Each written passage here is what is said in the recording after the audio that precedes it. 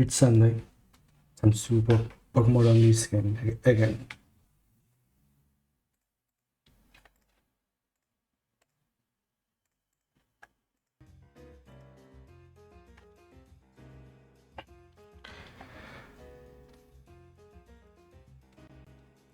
Just when I thought I had a lot of things to do with this week, I came up with a couple more features that we can add to this.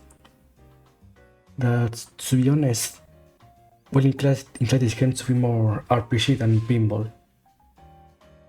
So I don't know how troublesome could that be. Because how do I promote this game? As a pinball or as an RPG? But then we are getting ahead of that. First, we need to lay out what we're going to do. Okay, first of all, I want to go back to one of the features of the basic board because after some testing and thinking, I realized that this guardrail is terrible. It doesn't work as it should. So we are scrubbing this one and making a new different. And after we're done with that, we start working on a new mechanic for the RPG. If only I change this. So we already have a utility for the spinner, but that was only outside of combat. Now we'll give it one when the player is fighting an enemy. And I'm going to to use skills.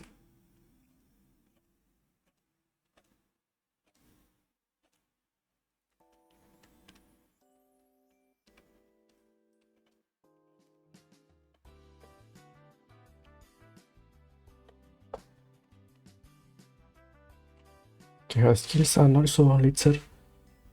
If we have time, we will make a new feature using these targets. But that's for later, if we have time. Okay, so first it's this.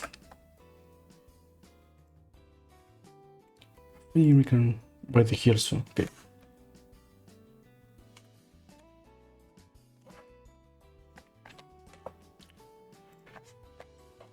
So for that guardrail, originally it was made so that I think it was like this.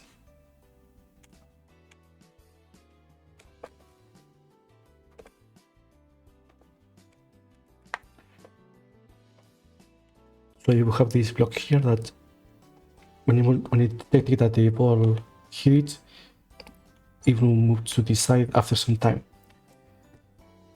But the problem with this is that the detection for the ball and all of that was terribly implemented. It couldn't activate it reliably all the time. So instead we go for more basic one that's pretty hard tested. Instead of this, we have here in the middle of the lane a sort of lock that will detect when the ball is above, and after some time it will push the ball upwards and then it will get disabled for the rest of the play. Hopefully this will be a much efficient way to protect the player from falling off the board.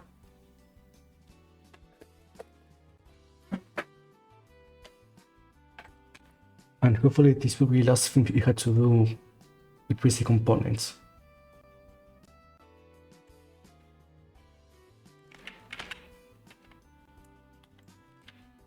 Okay, back to this.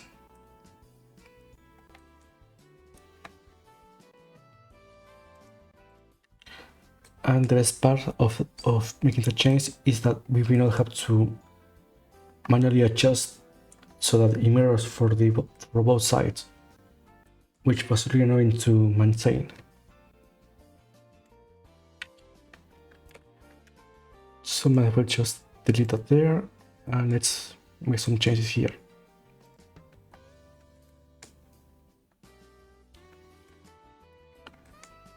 Okay, first things first, we need to decide how big will it be. Looks like an 8 and 8 will do just fine. If we put it here right in the middle, that should be fine.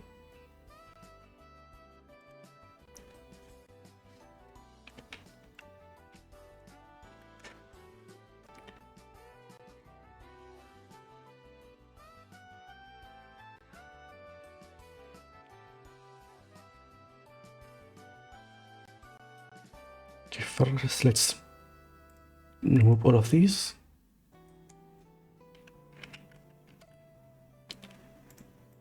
And let's have a visual cue, which will be just a basic sprite.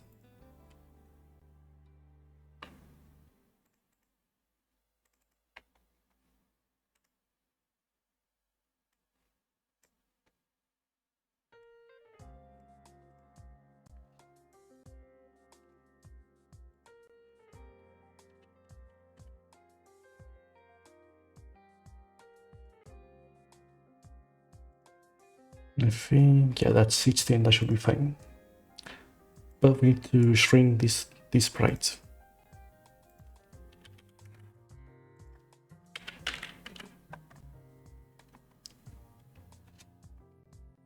Maybe that will be enough.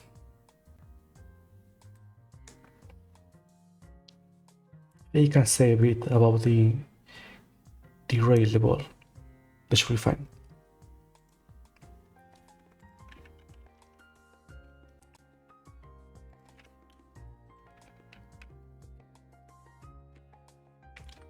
What else I need to check? Right, the lane.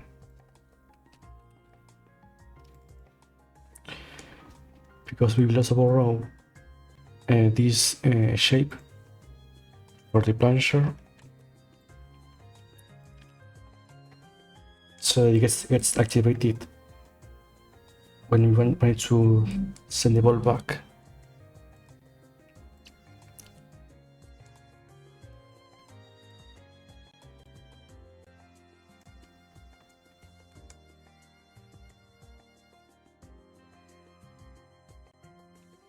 So we will like that. And it will behave pretty much similarly to the given lane. The other detects when the ball enters around here, and at the same time we push this upwards to launch the ball out of the lane, and then we disable all of these collisions.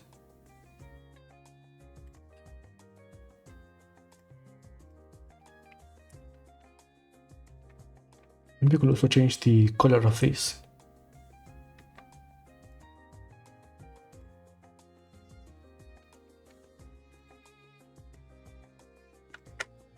Okay, so we will not need any of this.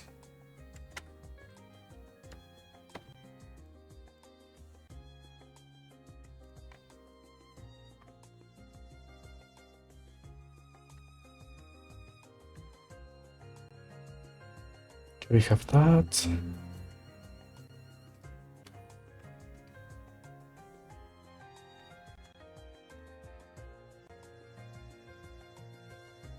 And we'll also need, I guess, this bodysuit.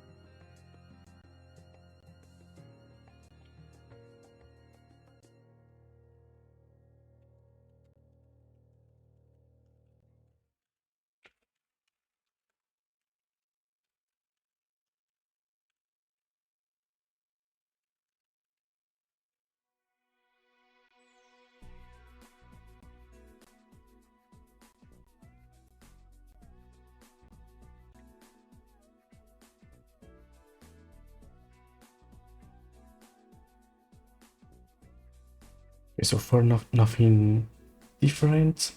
I do need to remove this.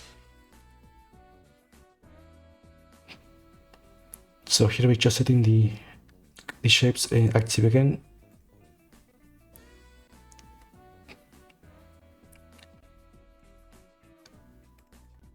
And I guess we can also send a signal to, or at least set this boolean here too.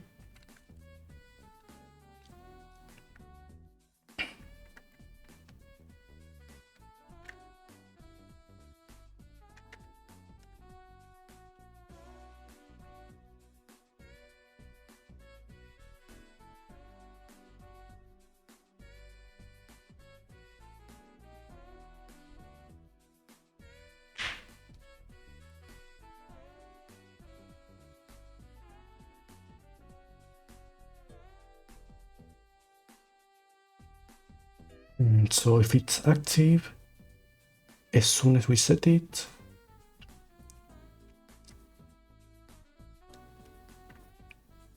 no, actually I don't think we need this.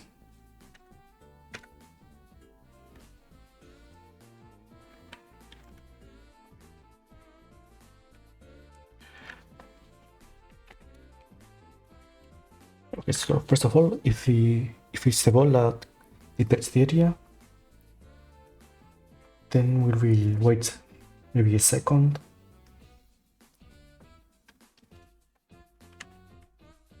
Actually, first we disable the area, then we wait.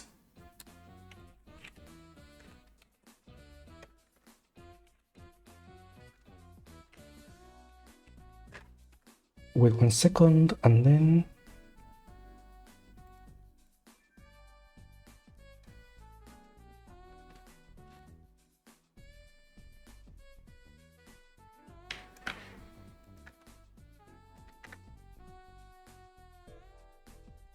we set the plancher's position.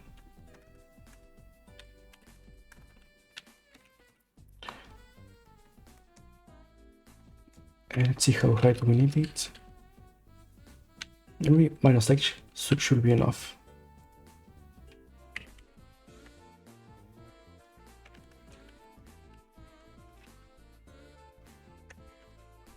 And immediately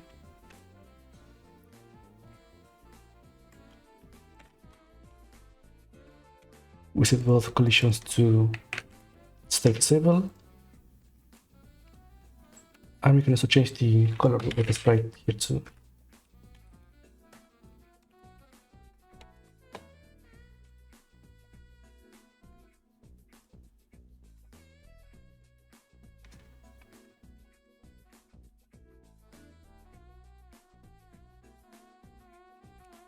Yeah, this looks good enough, like it's turned off or something.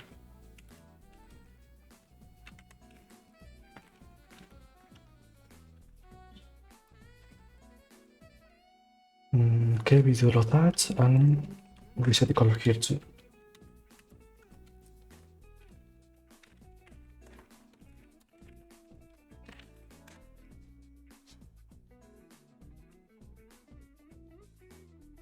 I will reset the position back to 0.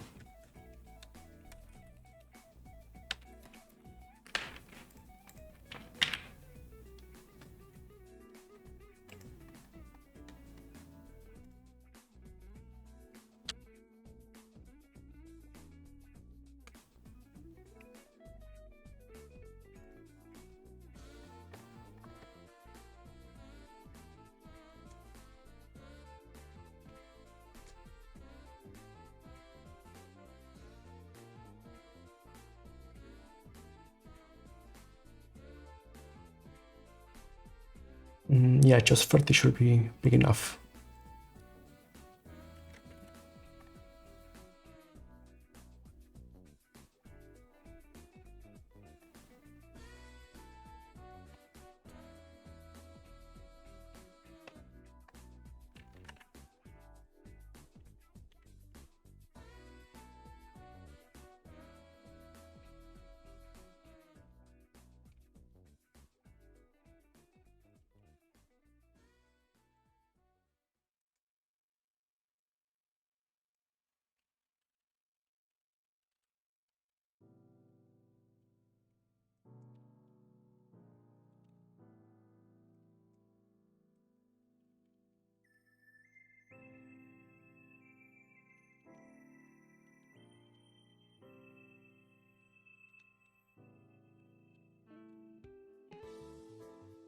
Okay, perfect. Now let's see if these new guardrails work as intended.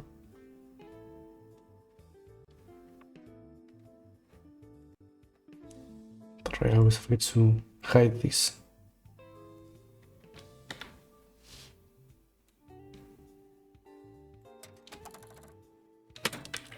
And I also forgot about the ball.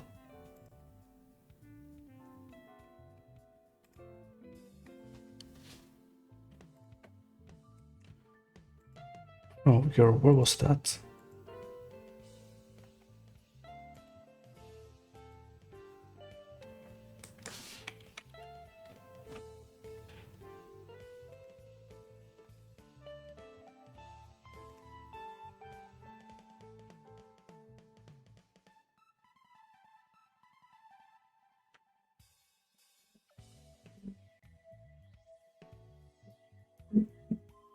Where's the red? Where's the place there?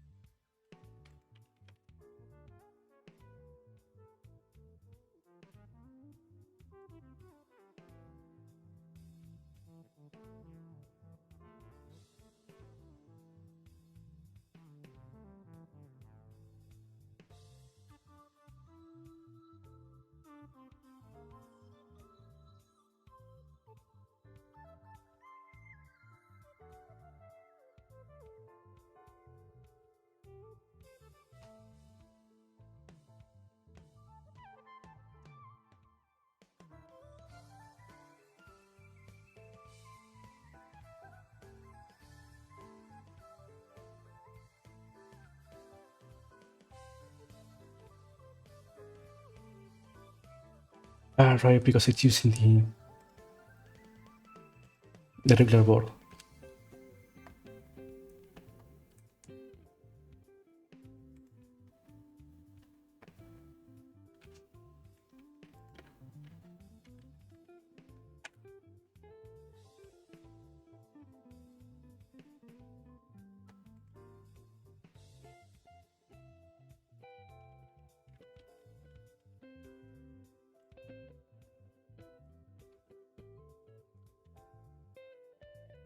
Okay, now it should be working.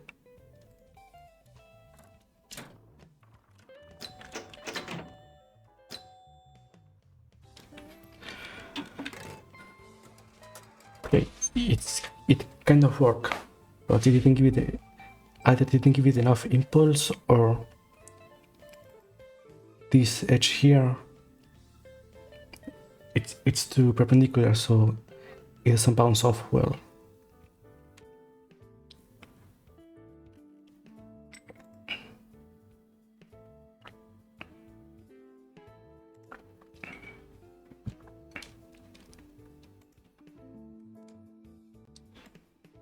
First, just for safety, I'll change back these sprites, because it was just for testing.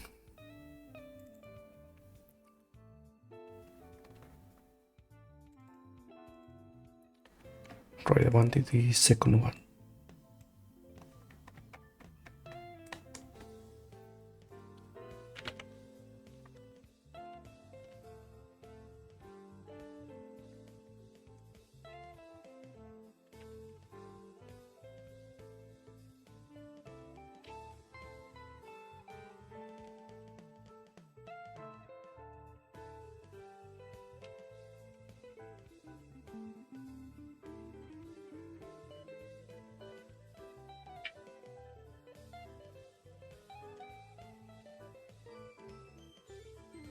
Okay, hopefully a bit more of impulse will help with that.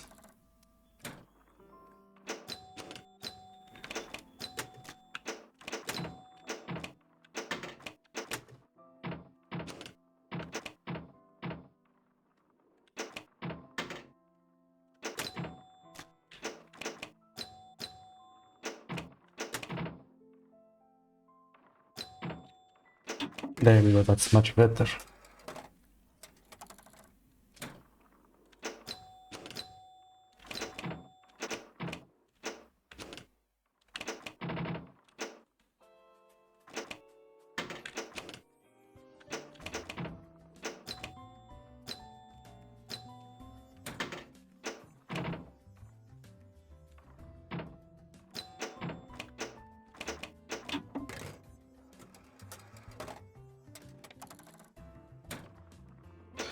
and it does get reset as soon as the ball enters on the area again.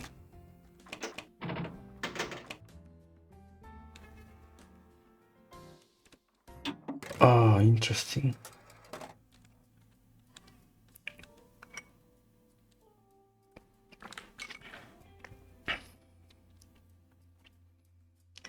Maybe it's not an issue of giving the ball enough impulse. Maybe it's the shape of the area on top here.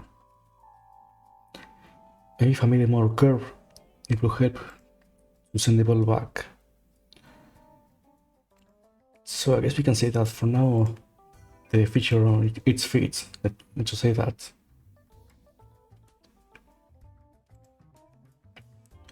What else? Alright, so let's add some sun for that.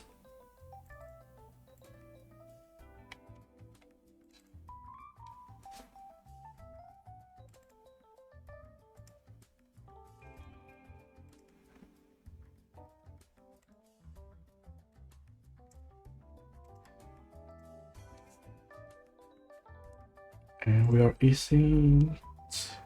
Yeah, here's usually fine.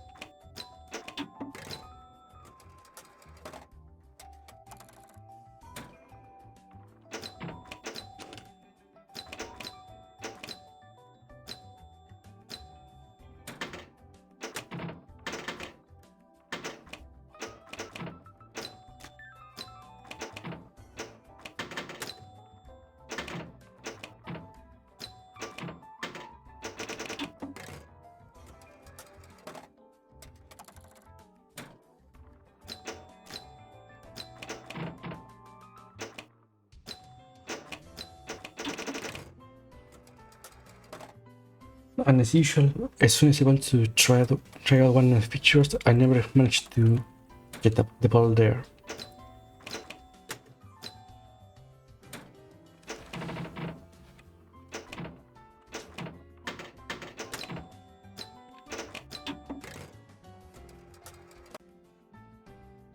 Yeah, maybe I can fix that. Maybe this should be a bit more inclined.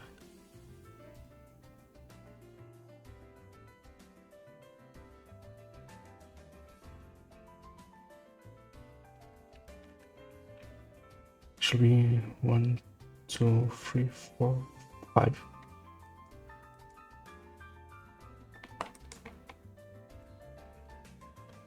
So, 3, 4, 5. There we go. And we can delete this point. Okay, so now we want to back. It should roll all the way up.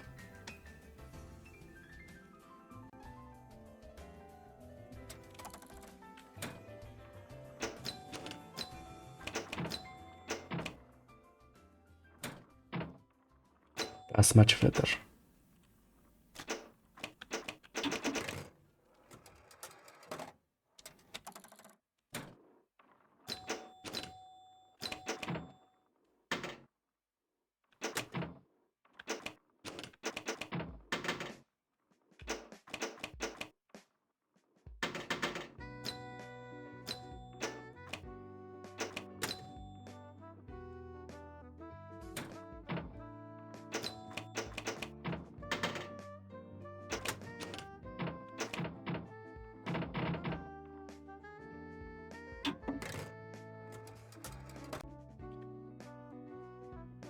Okay, now that's fixed.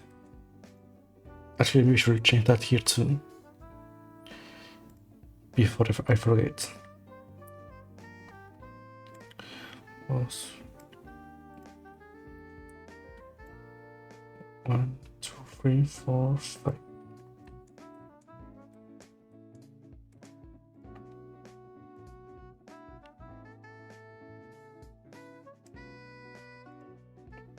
And we delete this one.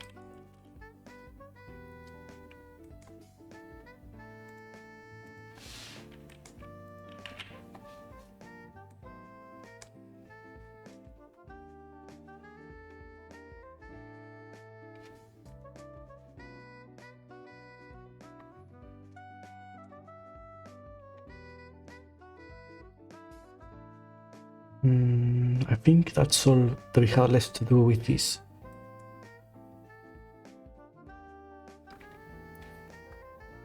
In which case, I guess we can actually move on to the RPG section, which means we can start working on adding skills for the player to cast.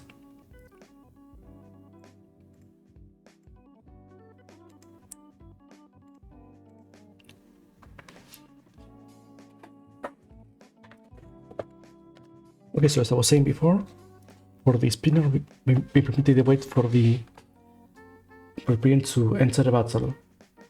But once the player is fighting, this component doesn't have much use. So one way I figured we could use it is that when the spinner's bar is completely charged, it will prompt a screen above the battle screen for the player to select a skill to use, if they have more than one available. And once they select it, it will affect the fight below.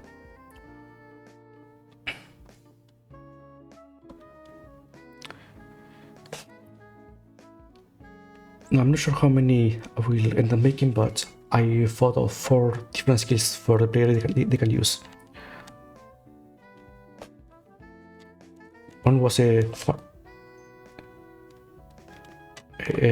say a burn spell that will cause enemy to have a damage over time. Let's say a burn effect. Another one that was like a electric spell that will stun the enemy. This means that they may not be able to dodge.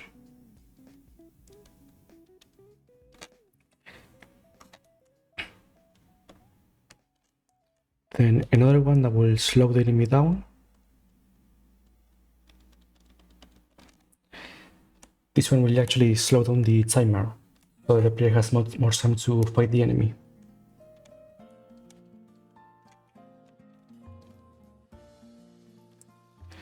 And actually this could affect the critical too. And finally, the last one that will be just a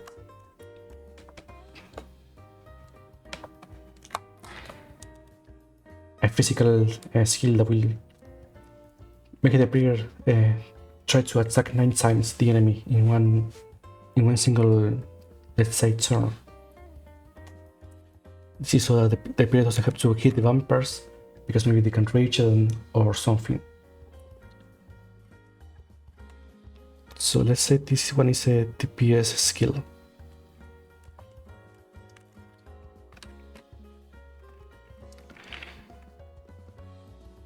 Now maybe later on we can think of adding more skills, but for now I think these 4 will do to give the player some variety about how to handle the fights.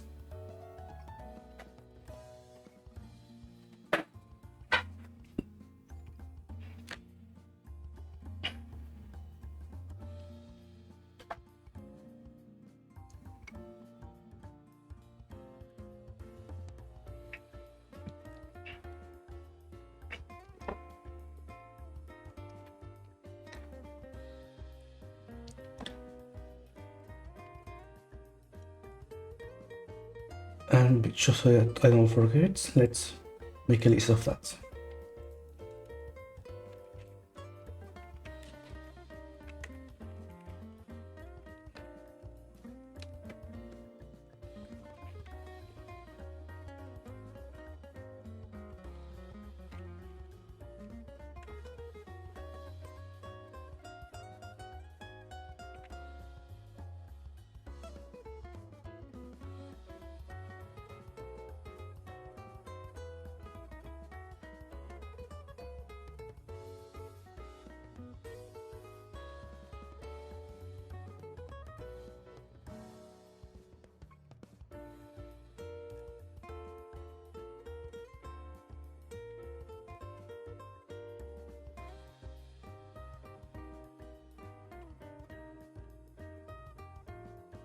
There we go, that should give us plenty of things to do today.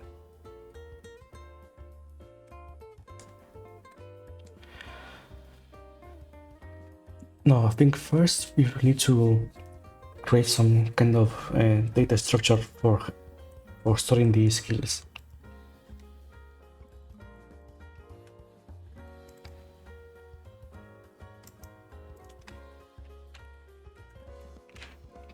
So first let's move this to its own folder.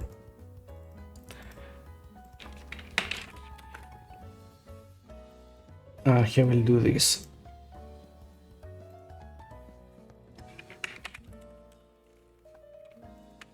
Source. Call them skill data, just like with the enemies.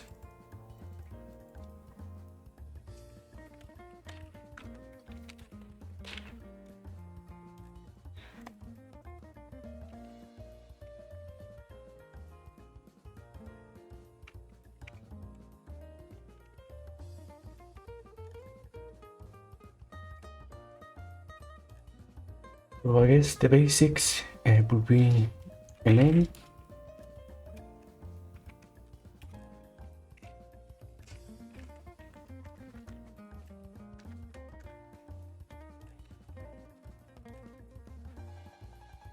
what the description means necessary, because you won't really be able to fit that kind of information here.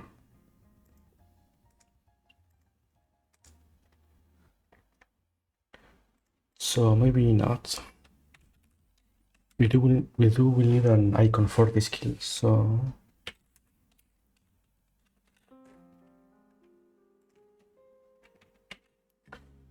have the name, the graphic, what else?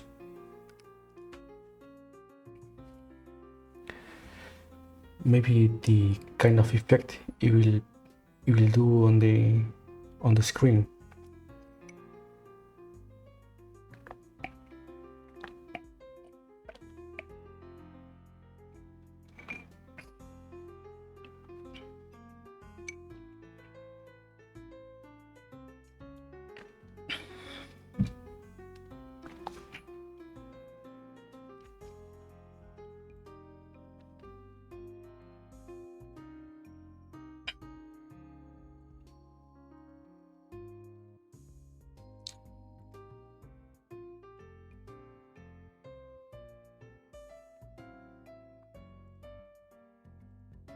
Okay, for now let's make a new resource of this.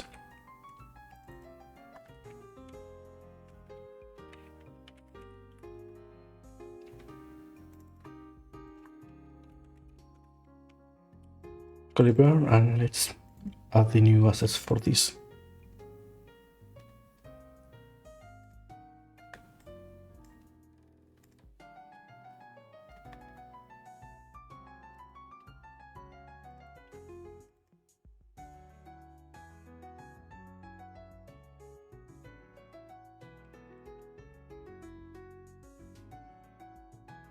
Maybe I should make a new folder so it doesn't get lost.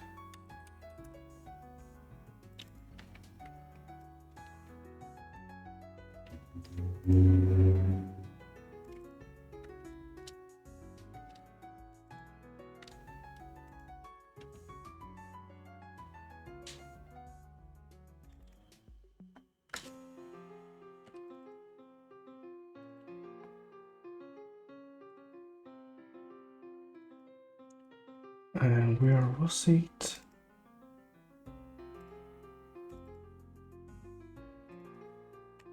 Right, might as well with them here.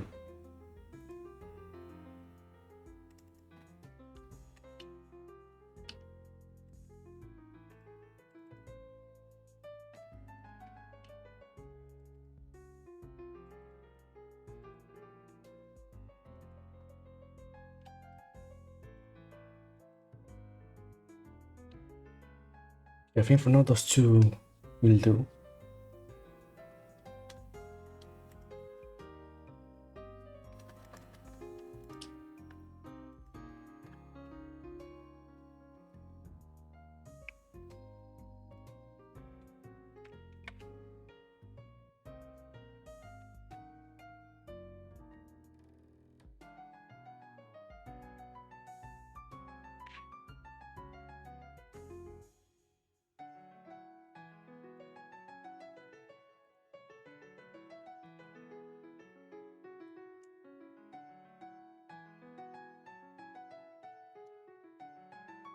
maybe you should try to lay out how will the flow of all of this will go. So let's see, maybe I can delete this.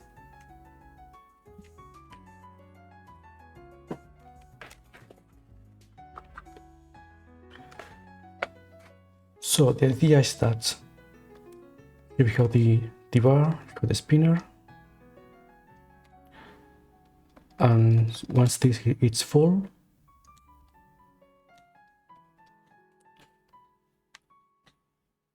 it will send the signal to, well, it already does. And we are both it.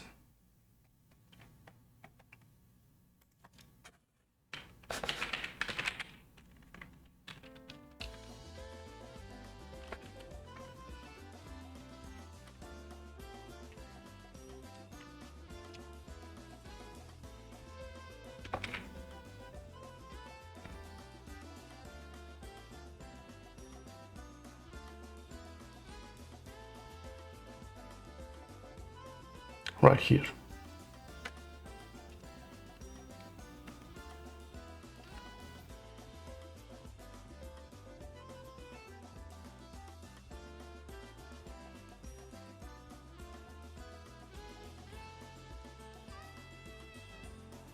So when it's charged and we're in the battle,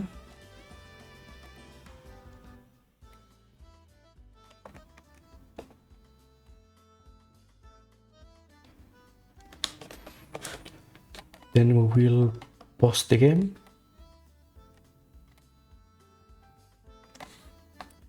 and open a display to select the skill. Because we only have one at the start, we use a burn for testing. Here the player has to select it, then it will do the effect on the screen below.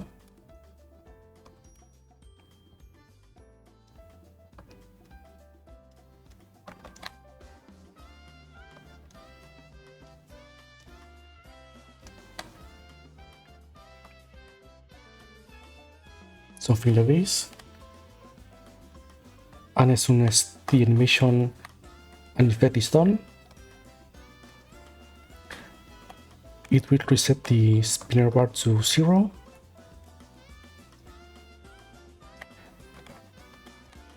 and unpause the game,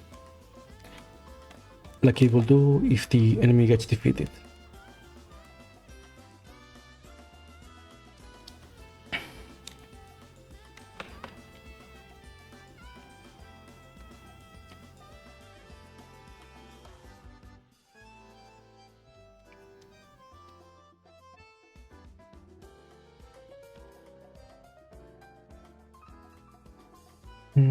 Yeah, I think that should be all.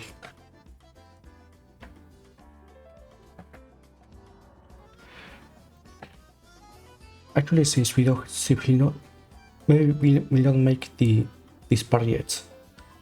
We'll just for now jump straight to this.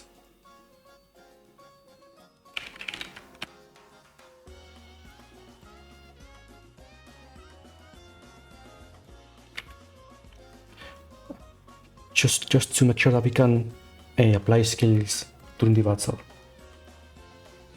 Only then, once we are sure that this works, we will add the option selector.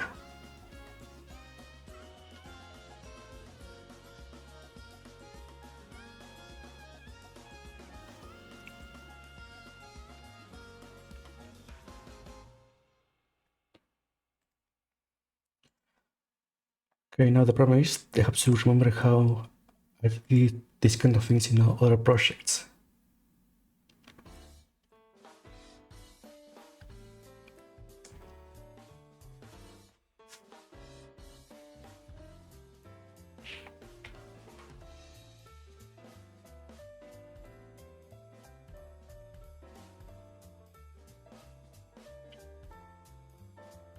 Maybe it will be its own script. like a glass or something like that.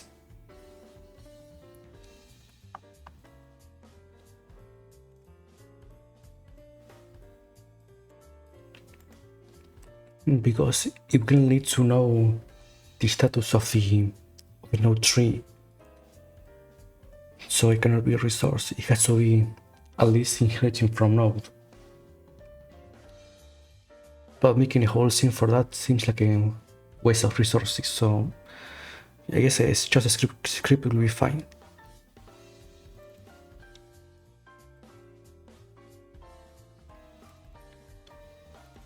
It cannot be resources, so maybe it will be here.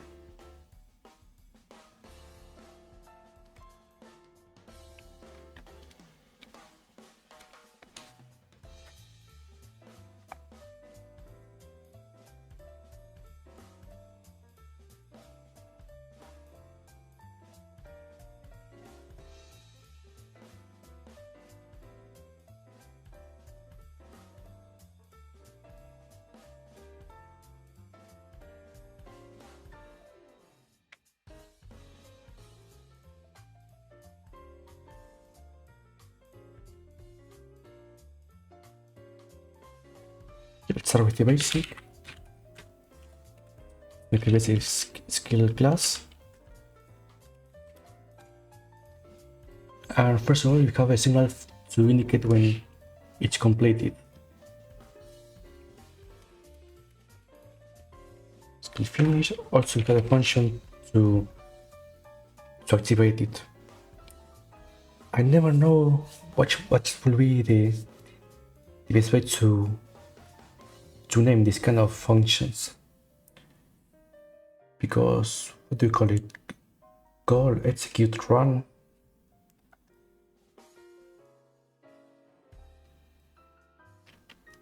So many different ways to name these kind of things.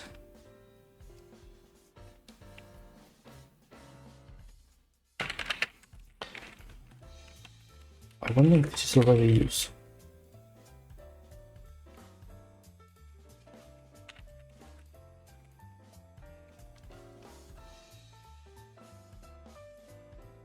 Only for expressions.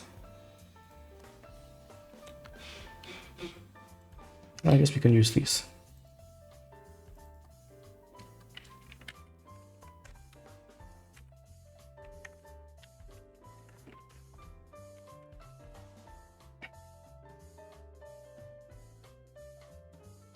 And we need some references here too.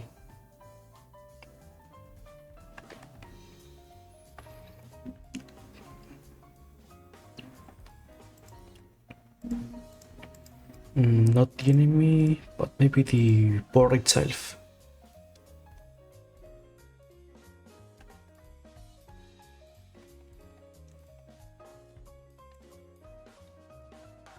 Because we need to handle the enemy, the timers, and all of that.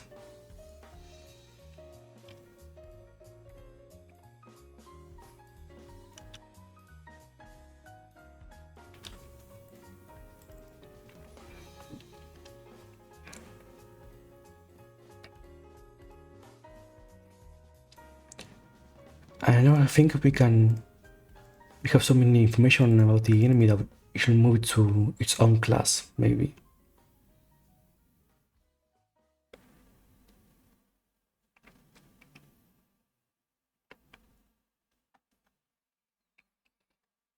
I wonder if that can be done.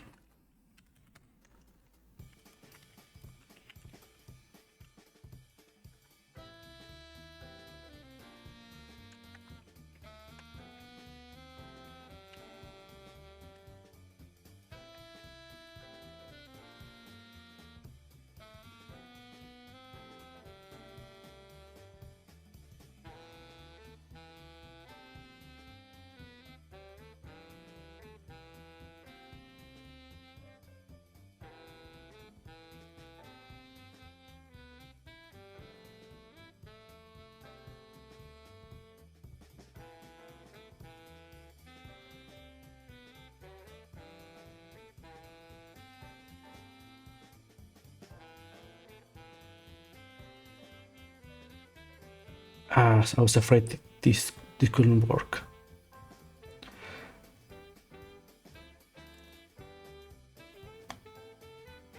So I guess the examiner may not be inside the enemy class.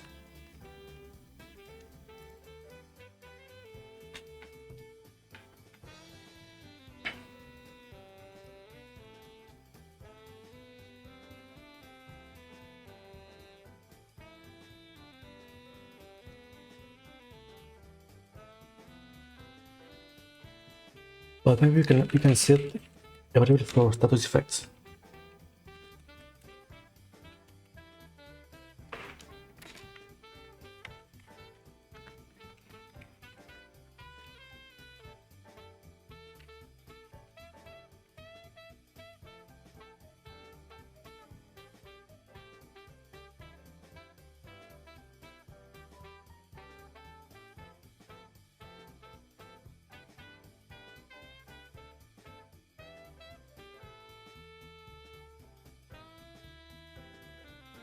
And maybe that will be all, because these two are the ones that will most definitely change during the battle. Because I think adding the dodge chance here, or maybe we can, since that will also be part of the effect. No, actually not, because that will be inside the effects here.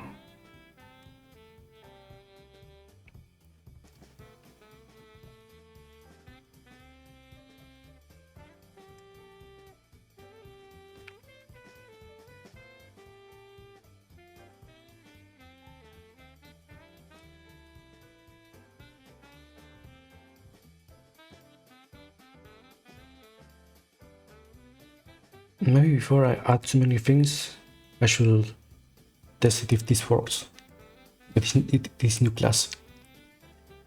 Okay, Astral. Wait, give me a second, because I always forget to add this. And development is a bit going, because I had to remake some features from older games here, because I'm trying to add skills to the board.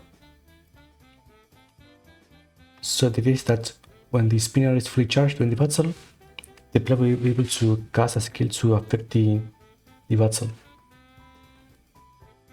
So I'm trying to make the structures for the skill data, but also trying to remake how I handle the current enemy's data too. So it's a bit of juggling with all of these datas.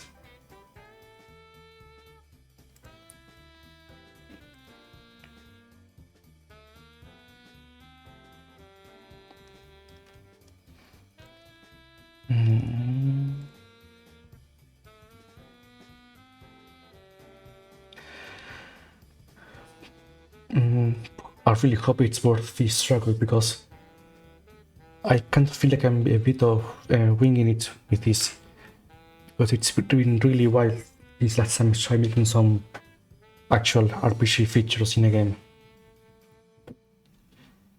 So I have improvising, I have trying to remember how I did it in the past.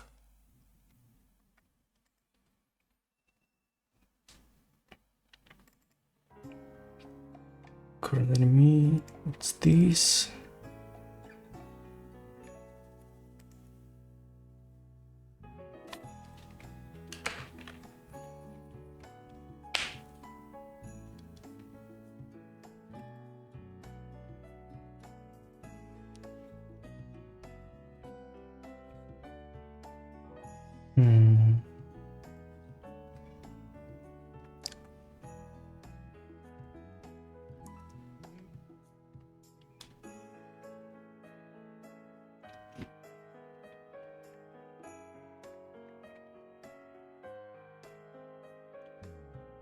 Naturally, maybe we should move this to its own script, because some enemies will have its own AI that will do different things, so maybe we'll do just like the skills.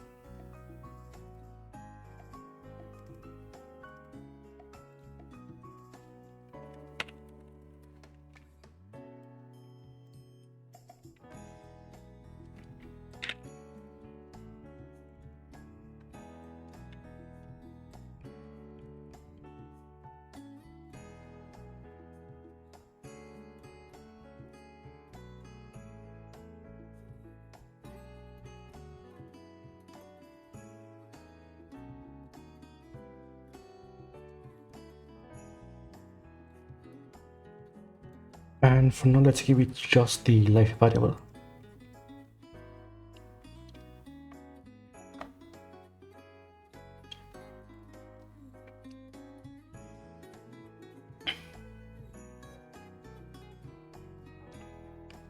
And I wonder if this should also carry its own data.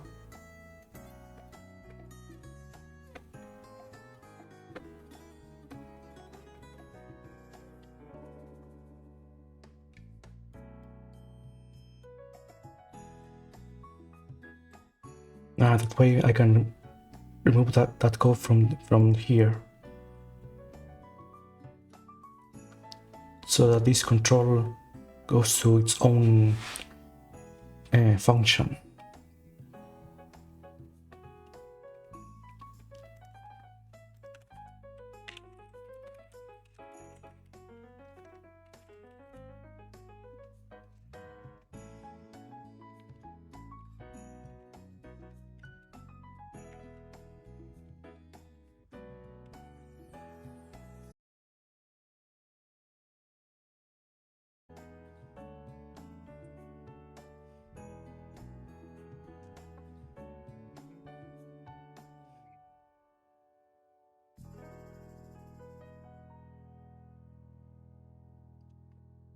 Okay, hopefully it's back now.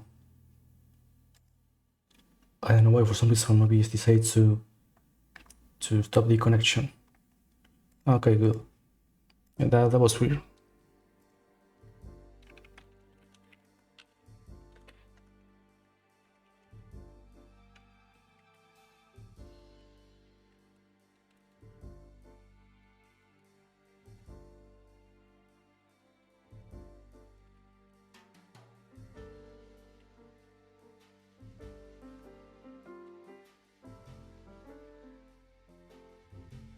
So just that. And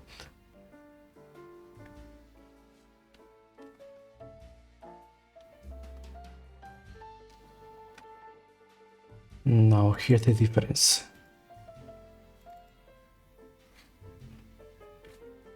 Instead of just setting the content here, we use a function for this.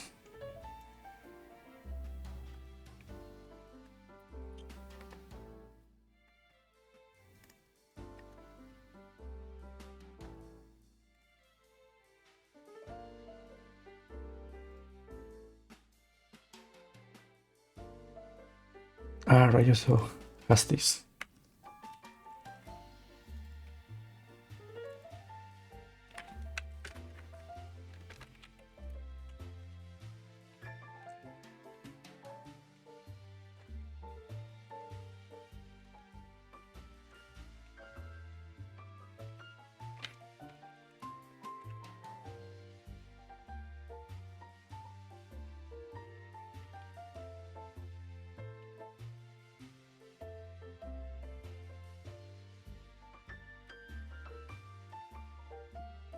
It's not working.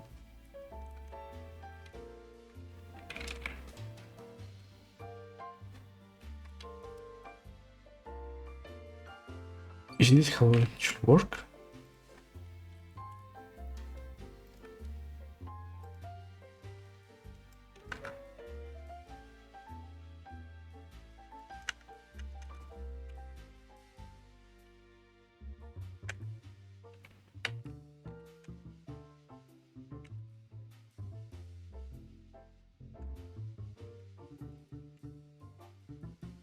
Actually, it's without the brackets. Okay, later on when we add the data effects array, we can change it so that it gives a different result.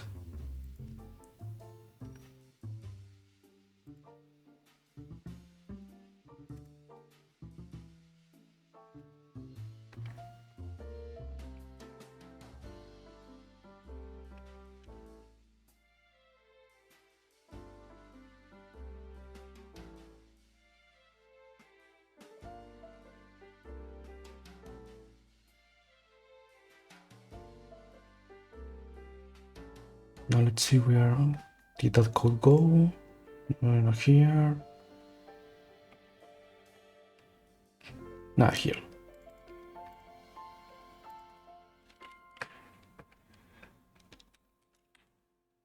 So instead we'll say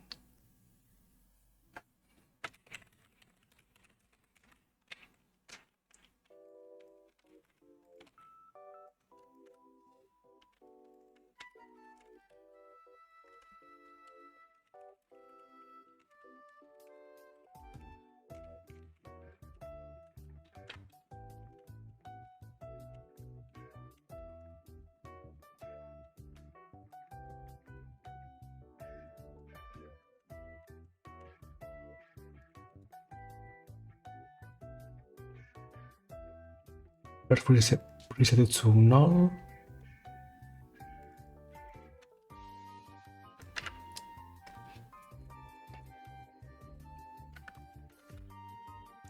And we no longer need this.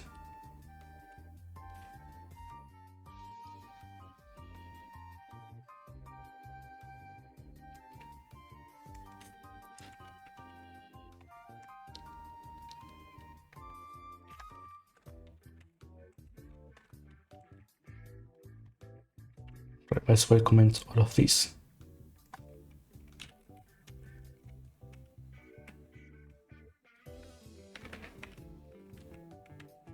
How did I do that?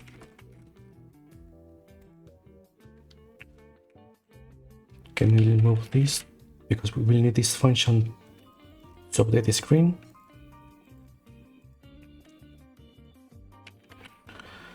Okay, so far it's all the same. But here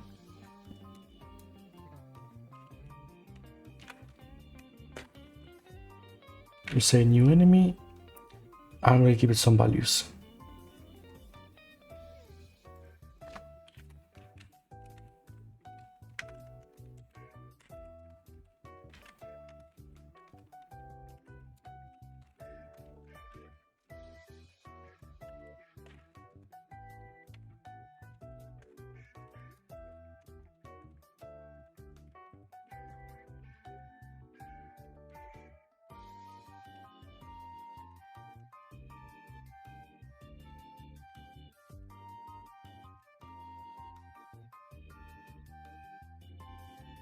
But the timer will be from the board itself.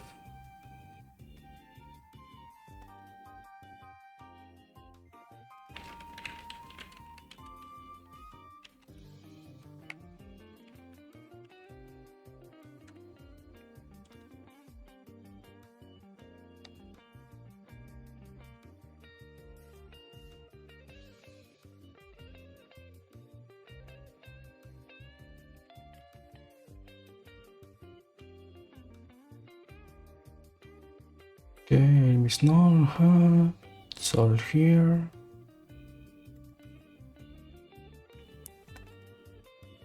We will also need to connect this signal. So maybe that goes here.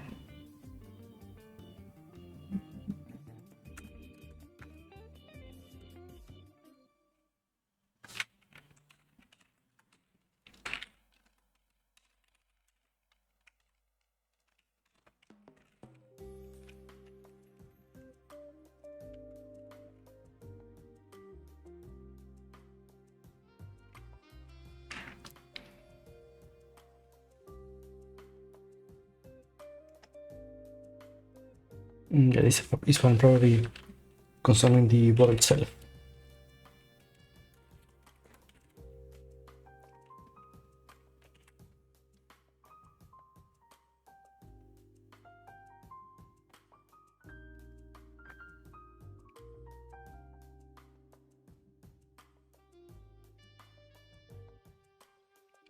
Here we move, I guess, all of this code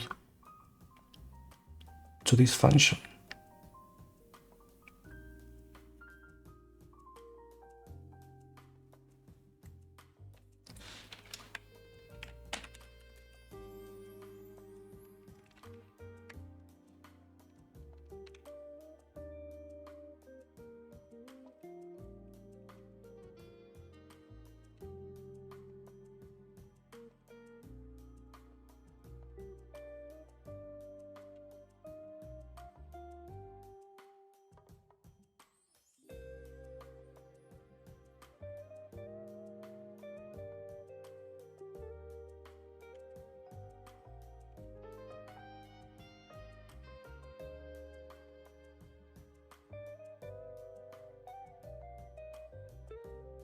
Timer, pause the game.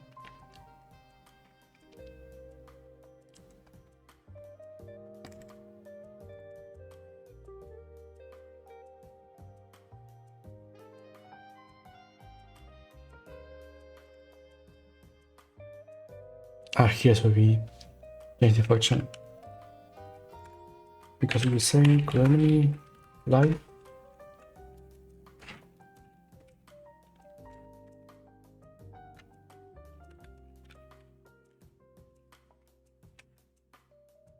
I guess we can change this.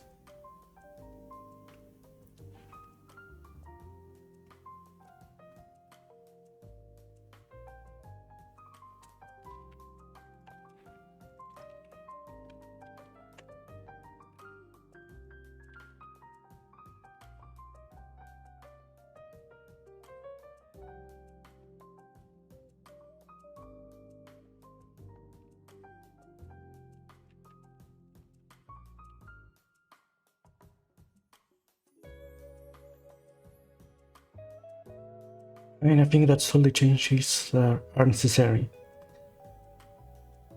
I think probably we will not see some errors because I'm creating the enemy, but I don't think I'm adding it to the scene, so it probably from an error that it's not finding the enemy itself. So if it crashes, we will know why.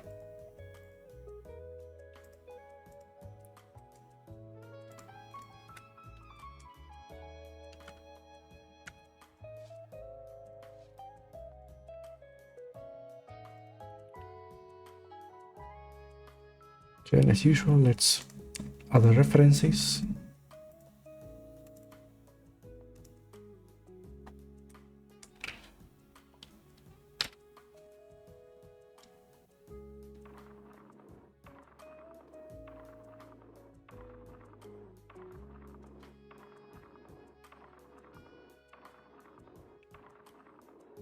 I see, because it's not only it cannot connect the signal.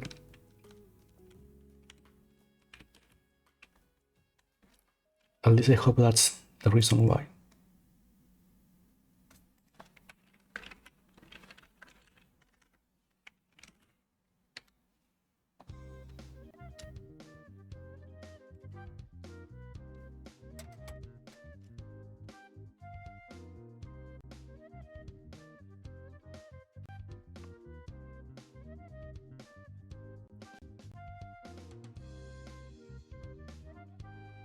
That's weird, the screen should get reset.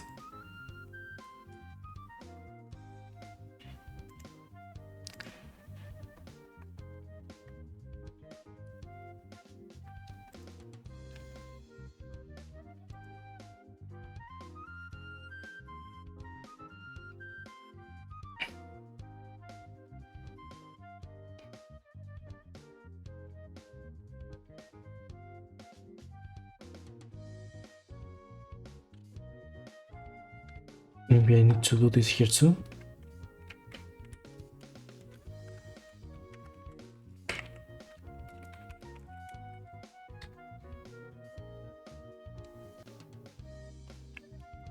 There we go.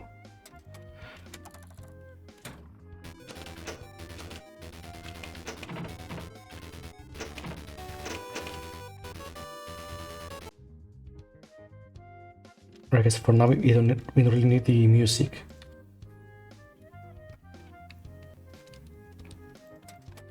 So as usual, let's charge the spinner and see if we can enter the gate.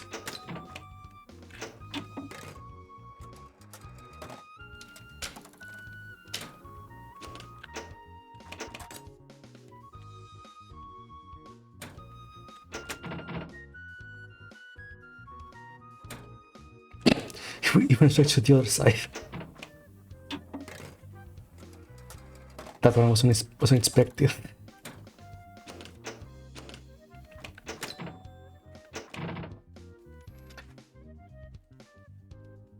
Oh, but it seems to work. I just need to change that back.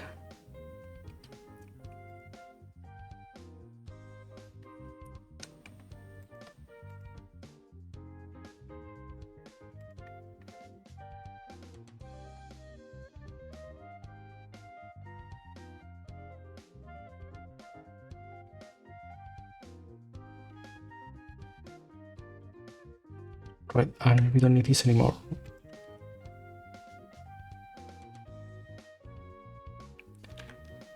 However, I think there was one more place where I forgot to set the enemy to null. And that was here.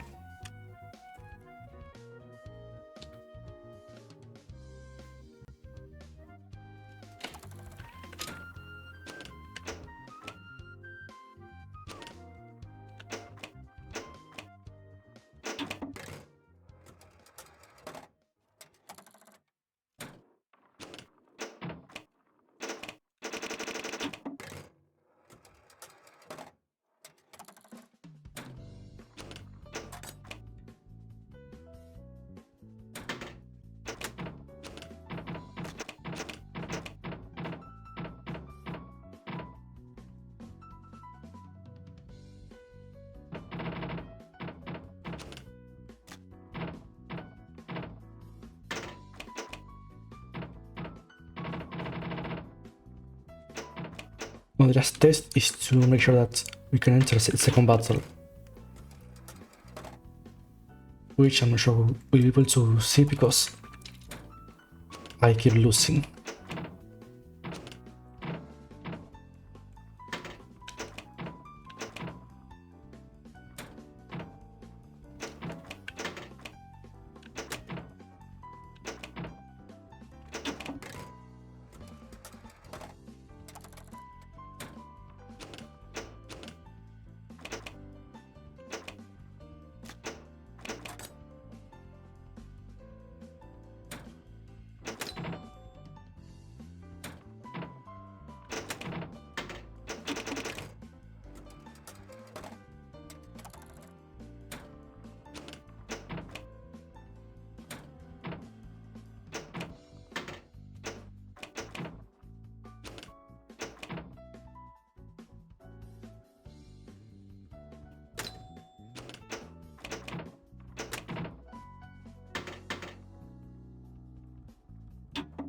Maybe I need to remove that for now.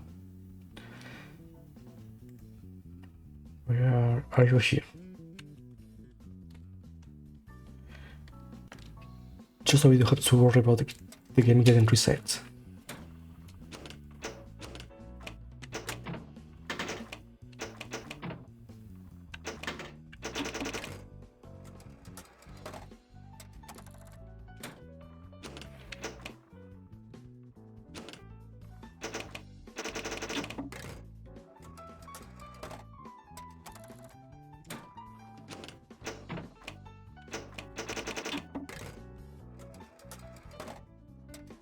It's funny how suddenly I get terrible at the game I'm making, just when I need to be at my best.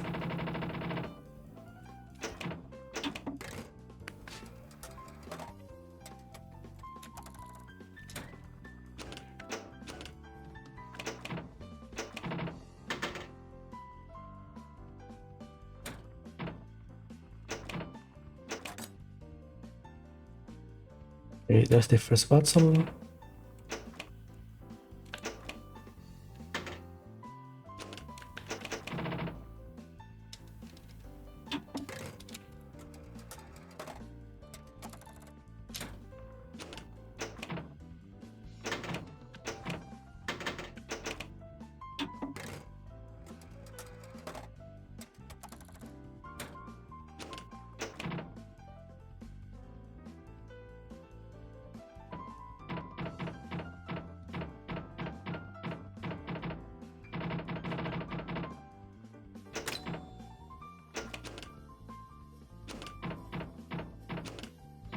I see, I still need to remove the critical.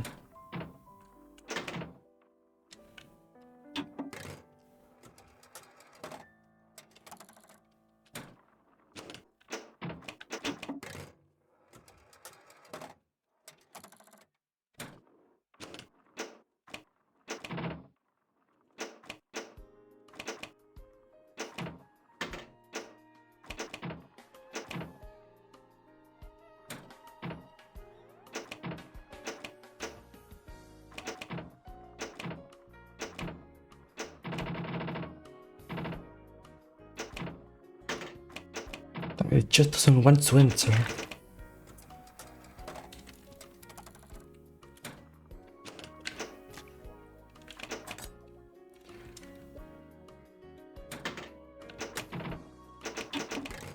There we go, and I think it's working just the same as it was before.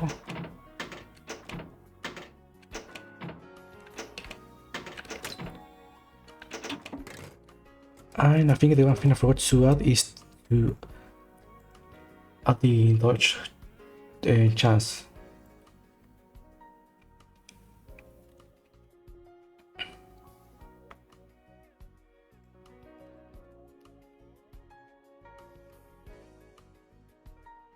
Which I guess should be inside the class itself, not on the board.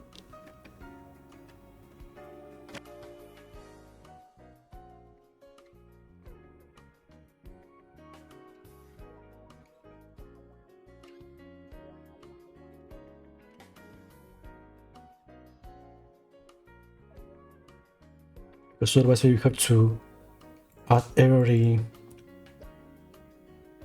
parameter here, and that's not really the responsibility of the board itself. It should be of the enemy.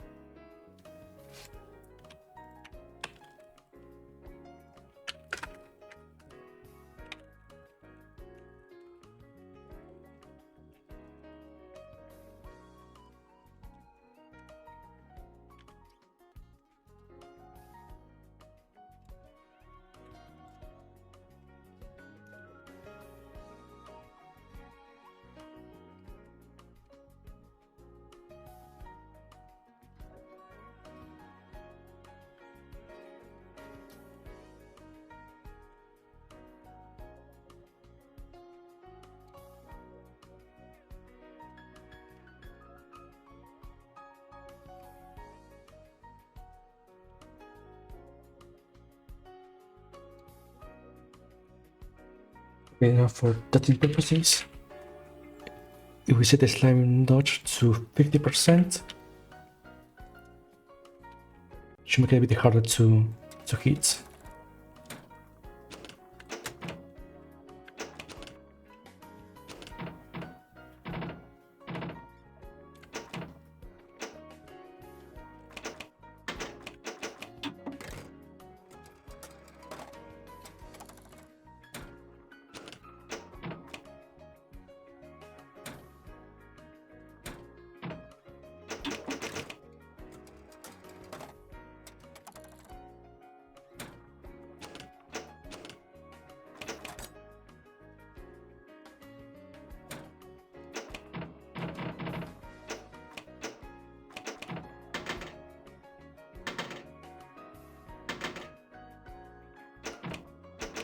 Yep, it's working perfectly.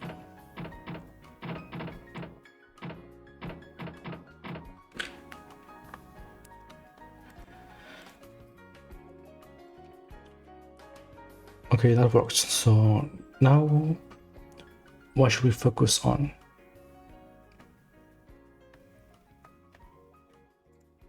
I guess now we can add the status effect list.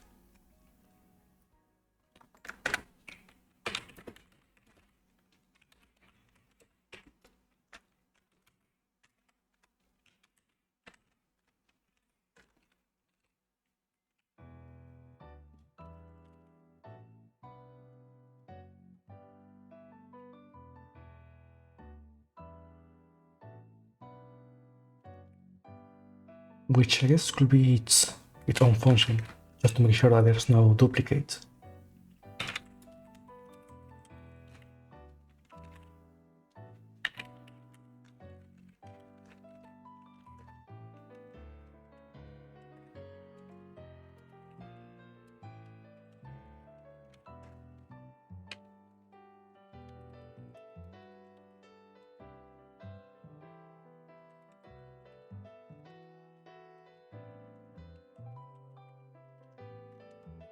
And pretty much the same, but to remove it.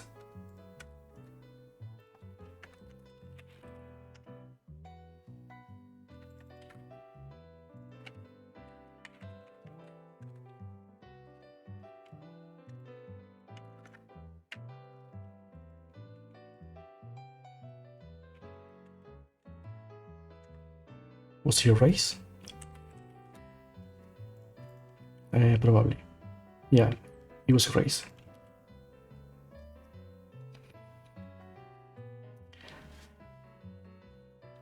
And now with this we can change the get function for the dodge chance.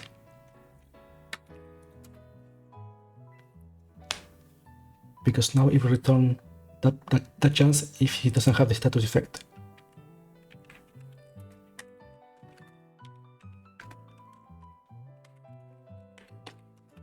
Otherwise it returns 0, so it cannot dodge.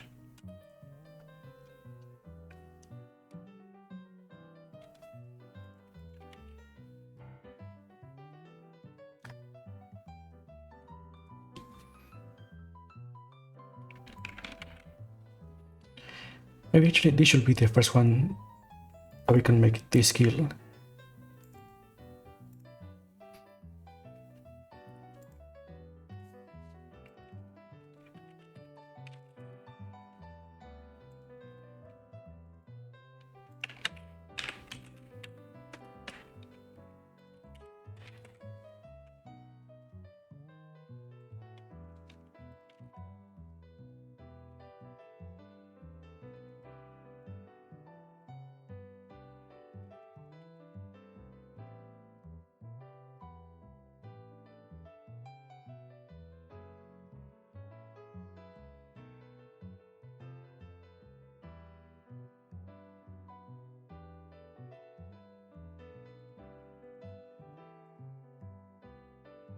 Now the thing is, where do I save this? Maybe here on the board we have a list of all the skills that the player has currently available.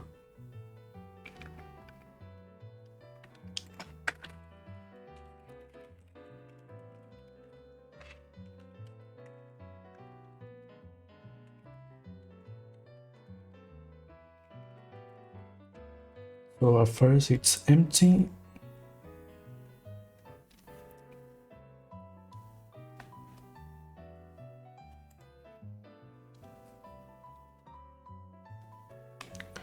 And then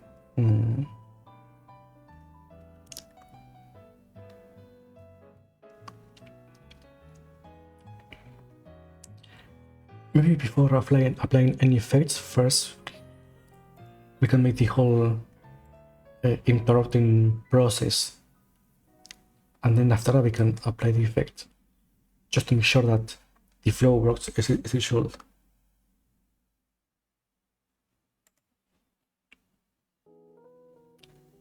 So on ready, reset board.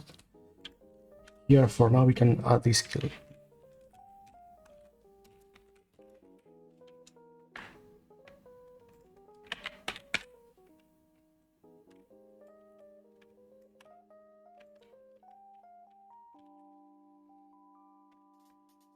Okay, no type error, that's good.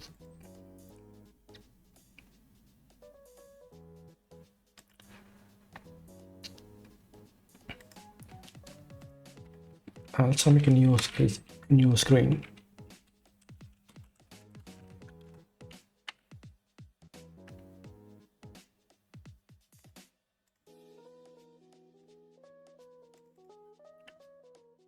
But where does that go?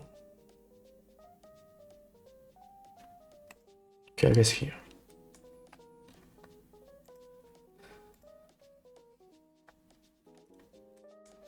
I'm going to make it just a tiny bit smaller, perhaps. So still be 192.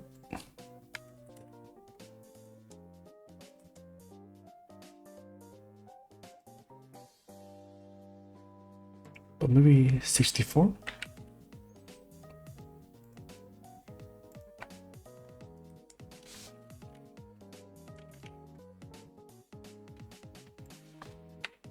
For now, let's make it just display the graphic for the skill. So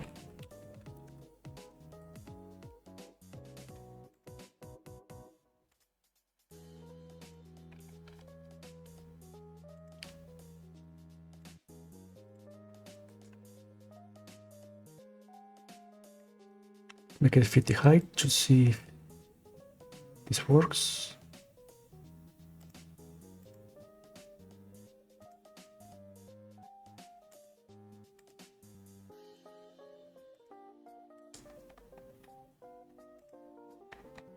Okay, that seems to do the trick.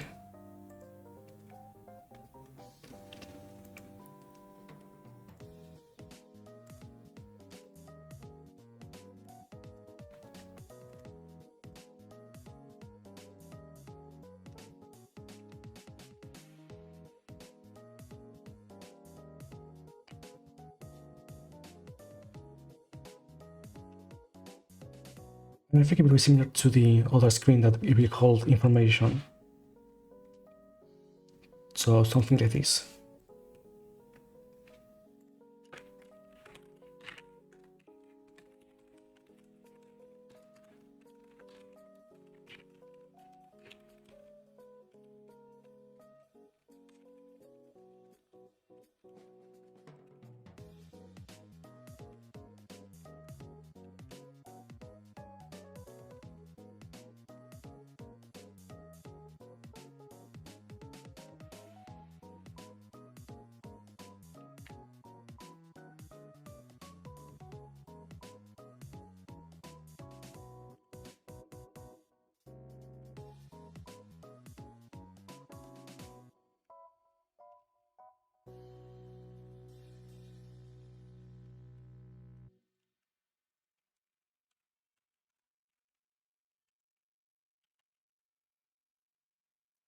Now this will do.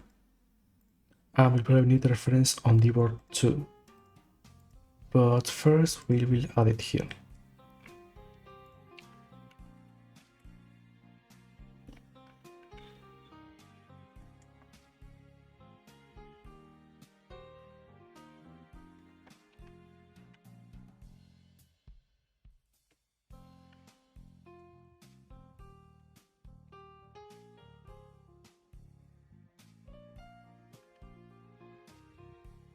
Yeah, I think right about will be fine.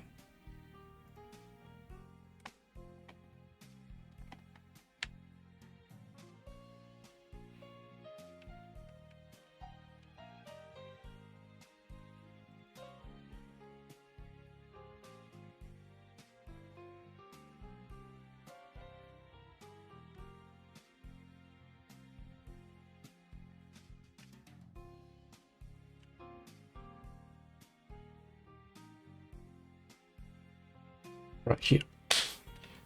So if there's a currency enemy, we will charge it soon.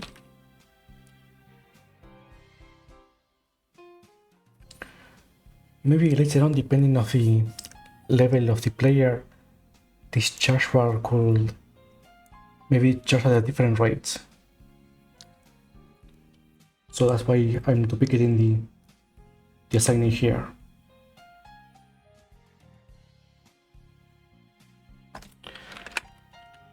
Okay. If it's full, then for now, instead of selecting the skill, let's directly call the skill. So let's say skill.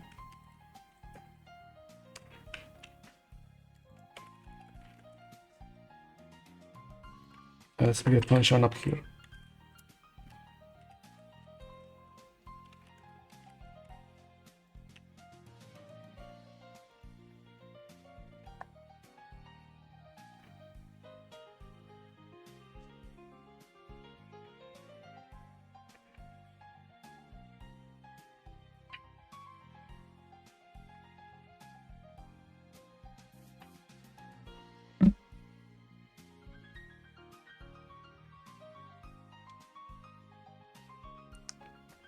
But what else am I missing here?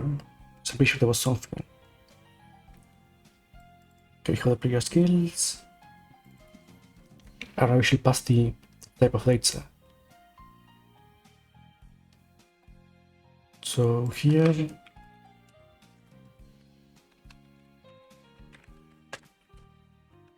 we'll pass it the first one.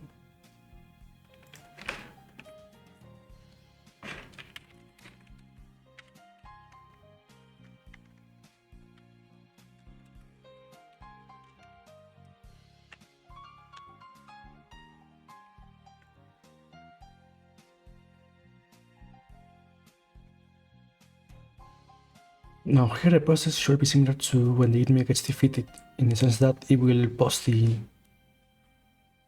board itself.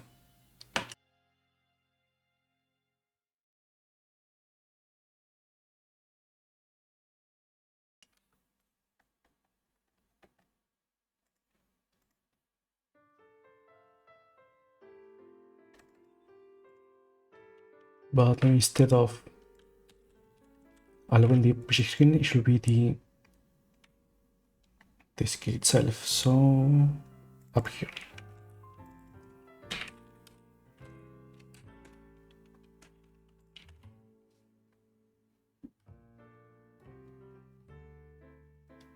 So basic gets paused.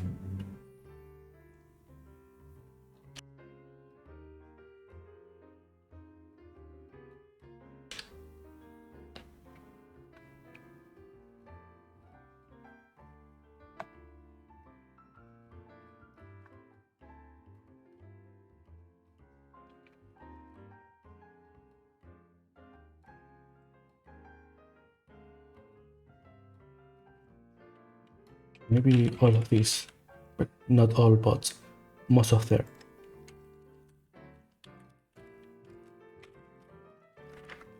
So the order will be pause game,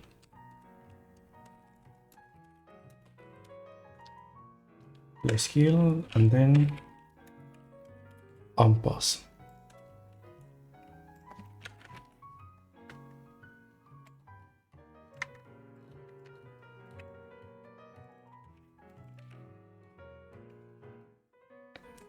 And for now, this will only be just displaying the icon, just to make sure that the flow will work.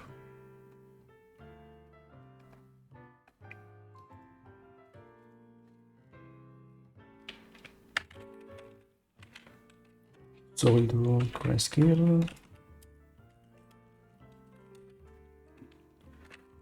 Right, and once it gets timeout, we will set it to null.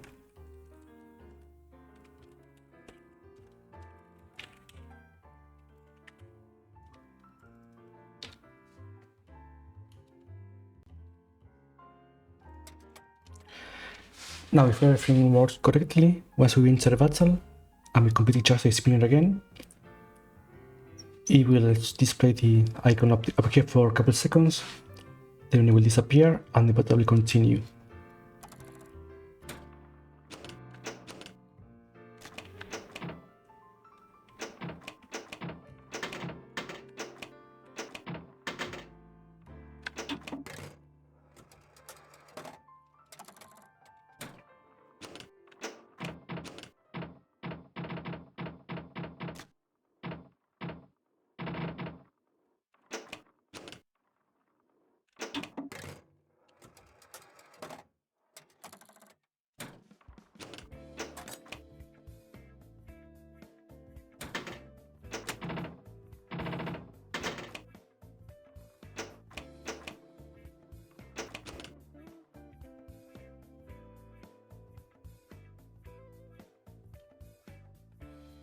I see the problem. I forget to reset the charging to 0. So here, when we cast a skill, first of all, reset the charging.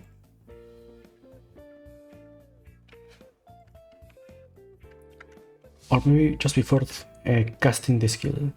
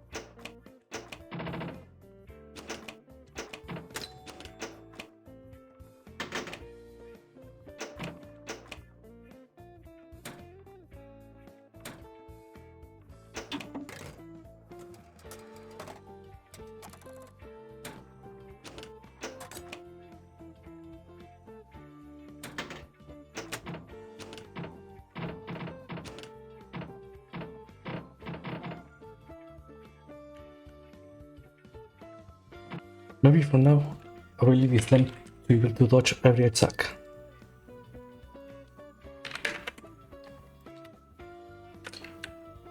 So we'll also be creating the shock seal, so I might as well leave it at that value.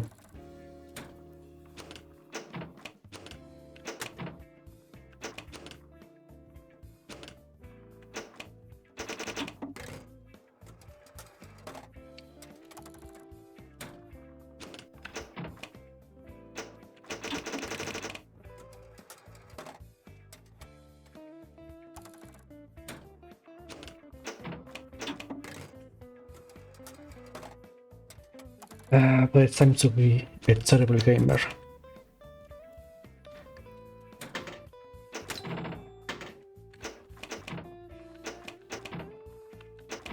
Spinning, and there we go.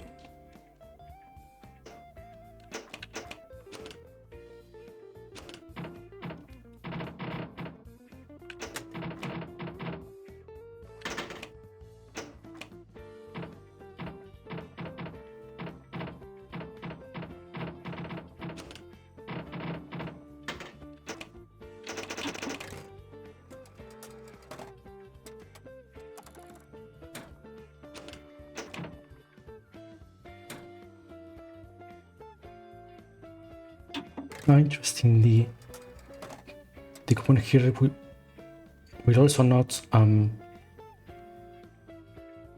respond to the pausing.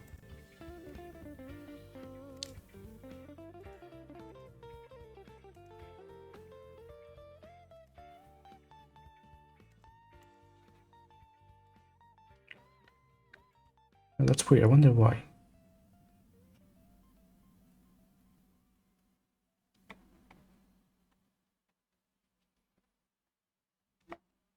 Because it did affect the bumper.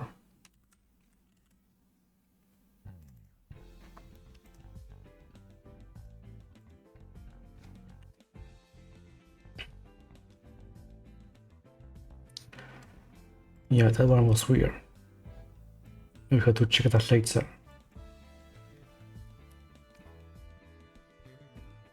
But actually now sounds like a good time to take a small break, so we can finish making the first skill for the player.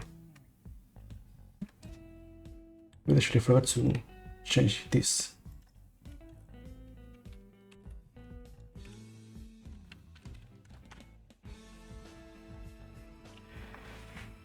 Okay, so let's take a couple of minutes to stretch, to take some break, and I'll see you in a bit.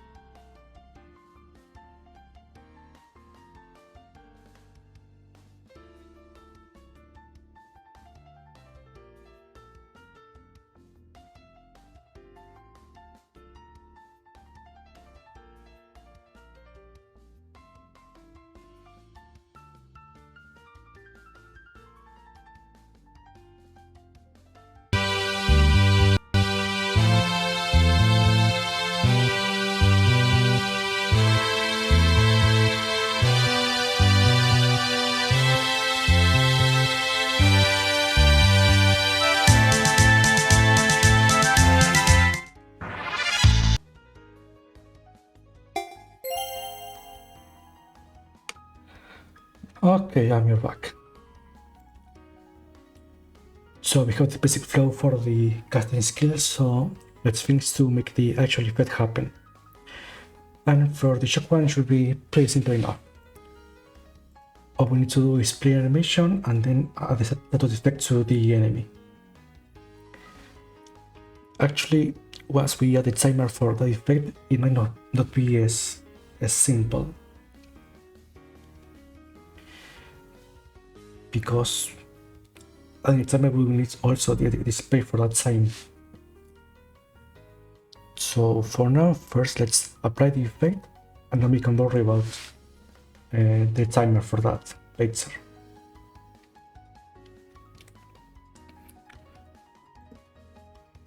Okay, so we go back to this and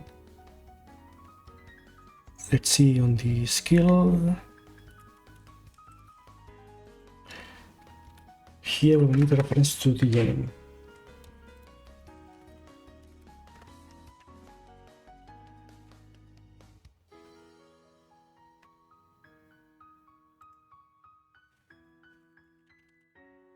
We need just the enemy.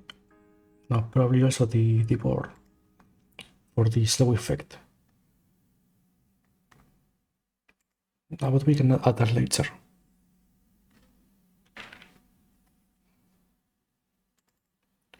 Okay, something else that we'll need here is to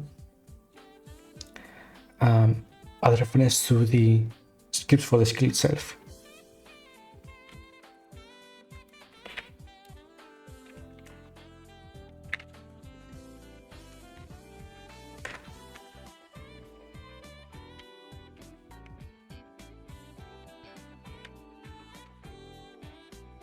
Knowledge powers only supporting. I see I cannot add it here on the resource itself. Maybe the path.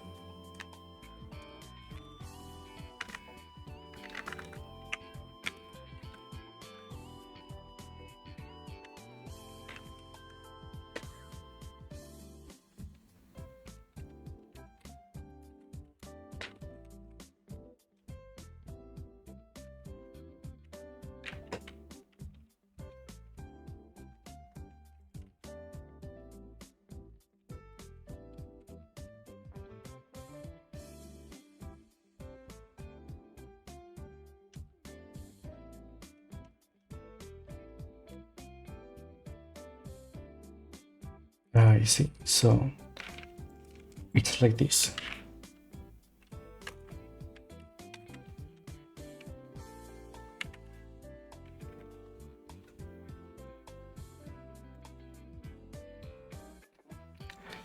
And I wonder if I can set a default direction.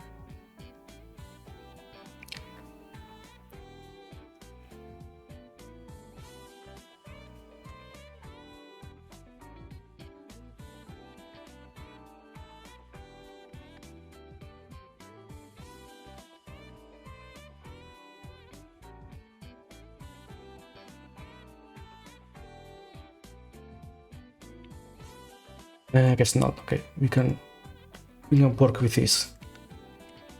So we'll leave it like that.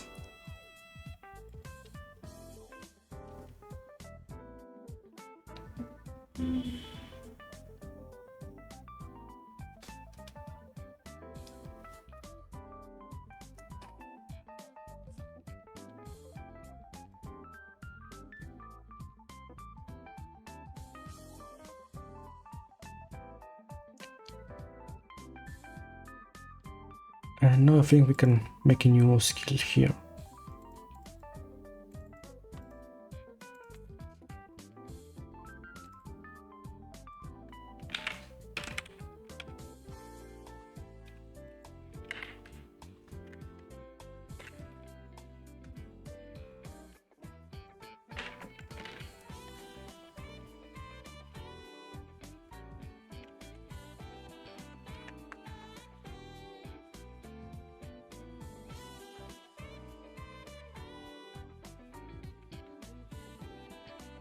Maybe here we can add the timeout for this skill.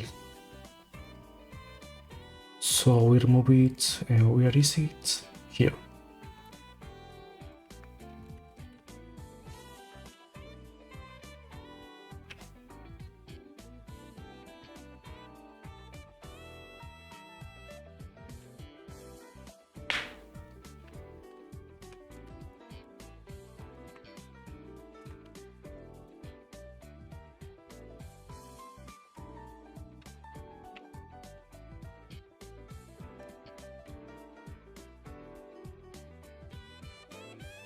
Right, first I need to cast it.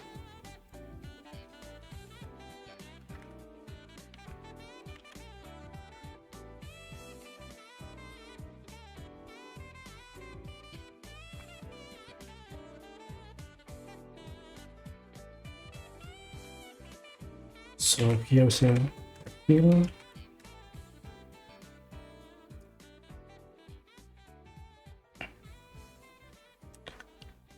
But how do we create it from the shitty script?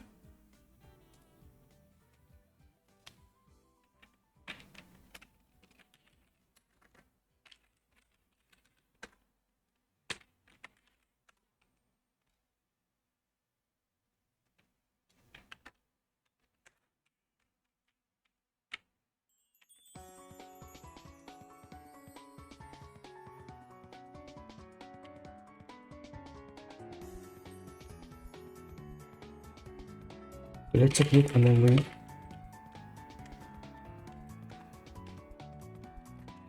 wait until it's finished.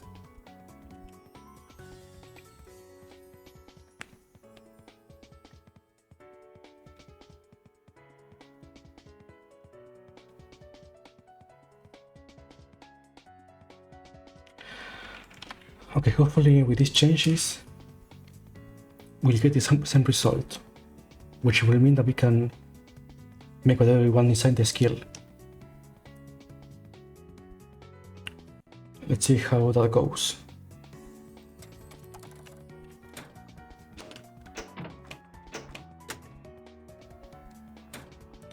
I really need to fix that bump over there.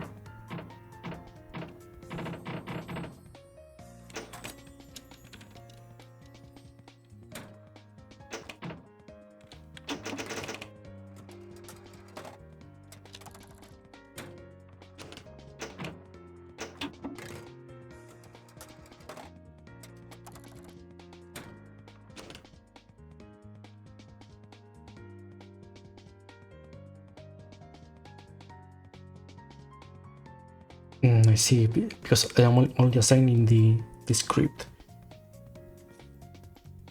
Well, I should see if I can instantiate it. So give me a second, I need to look it up quickly.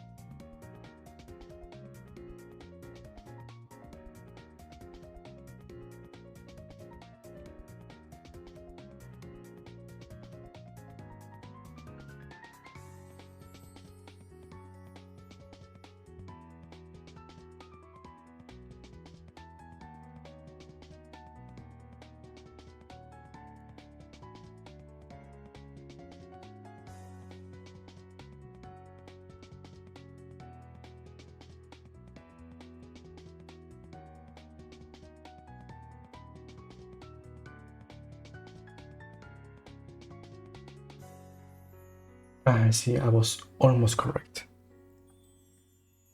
I guess we need to do is this.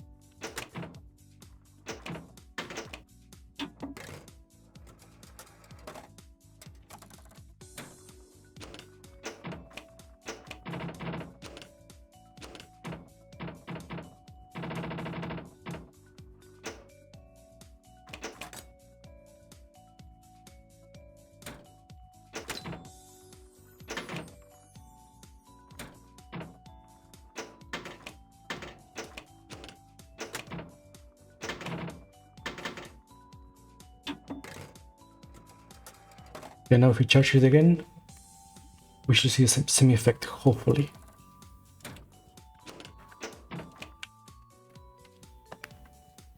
No.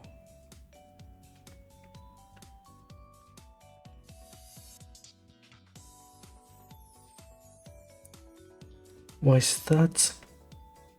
I know why.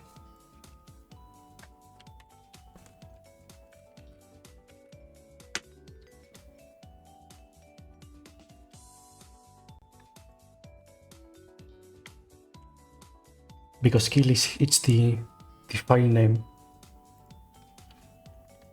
So we load the script and then we make a new one.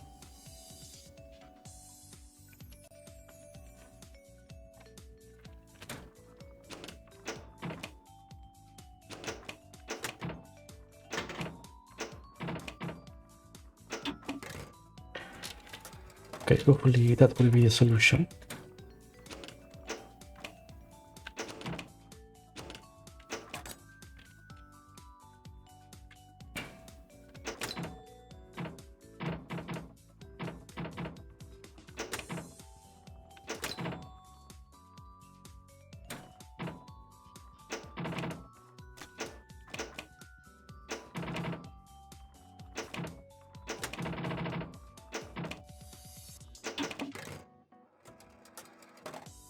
Here goes.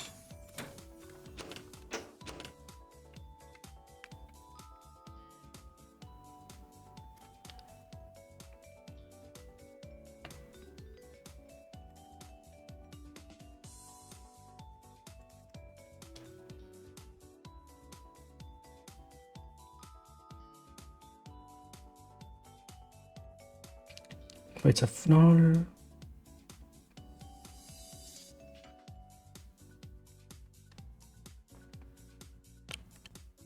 Right, I forgot. I never assigned the script.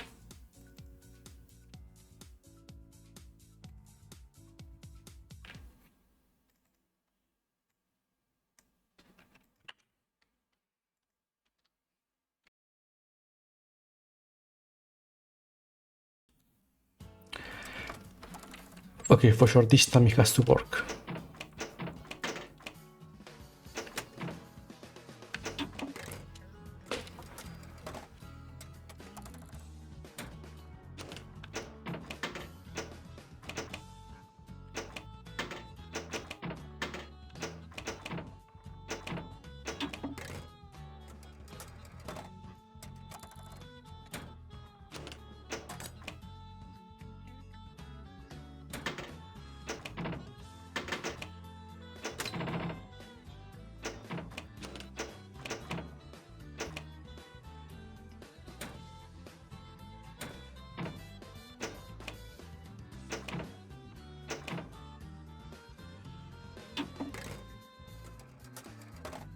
Well, I wonder in what way it will crash this time.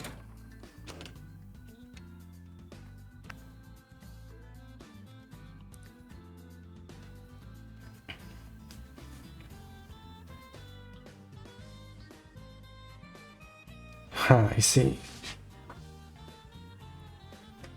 Because it's not getting added to the node tree.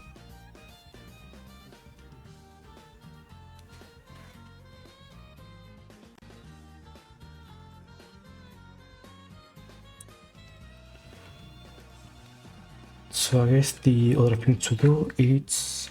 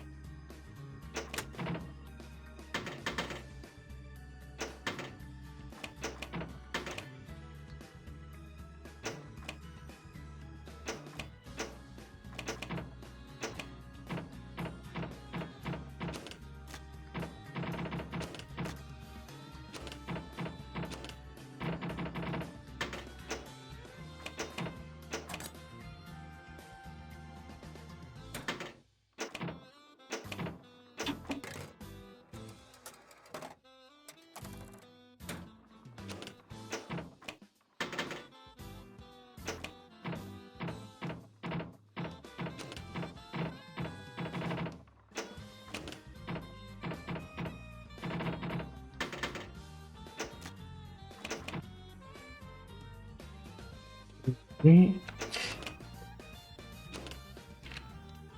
Okay, that worked, but it's still catching the skill.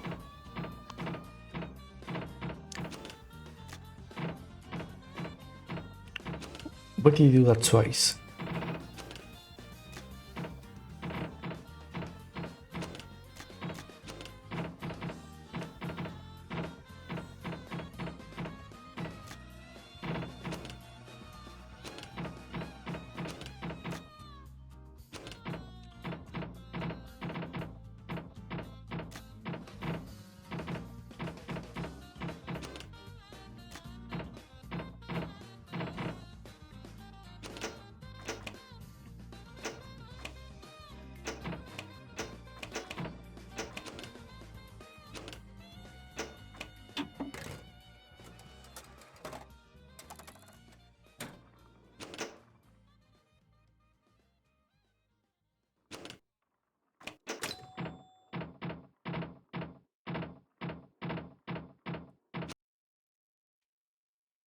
Okay, then I guess with that we can confirm that we can be casting skills. At least just a basic one that will not do anything. So let's change that.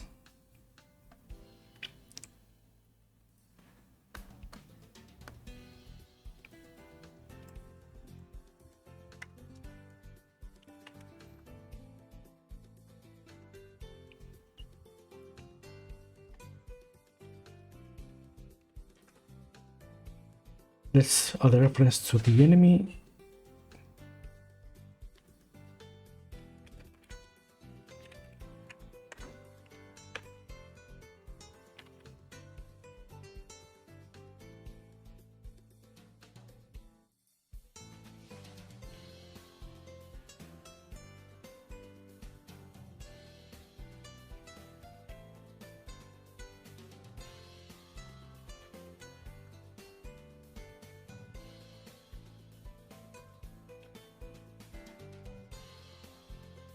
Buttons.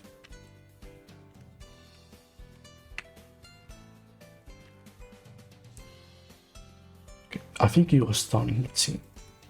Yeah.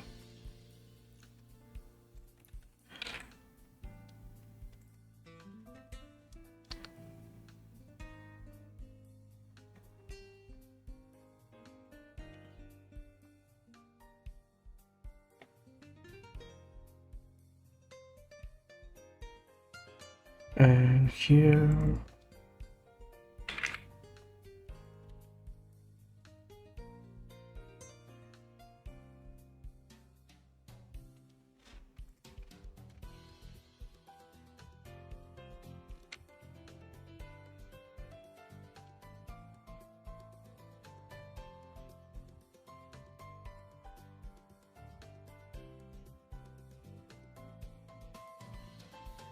Now should be like this, and then here 99.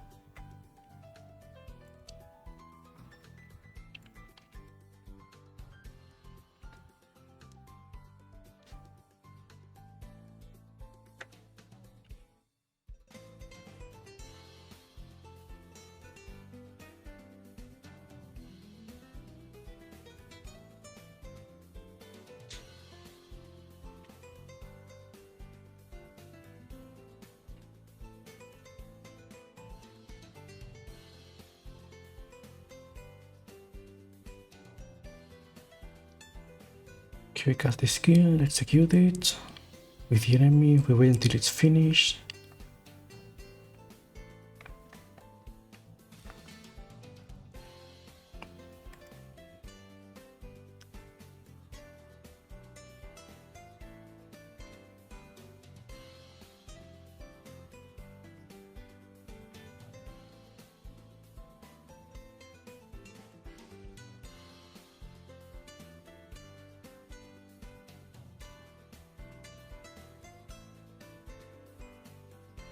Since we need some animations and sound, it might be more convenient to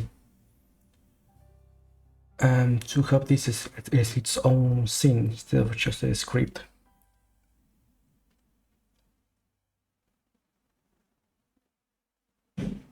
Or maybe we can delegate that to other components.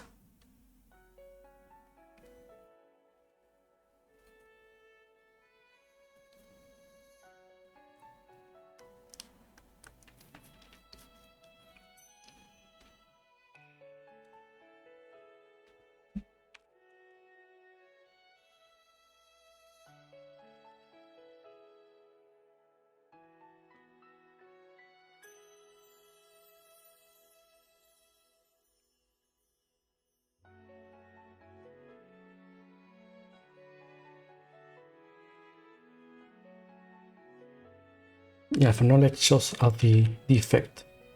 Now we can add the animation. So we have that info there. Okay, everything looks fine.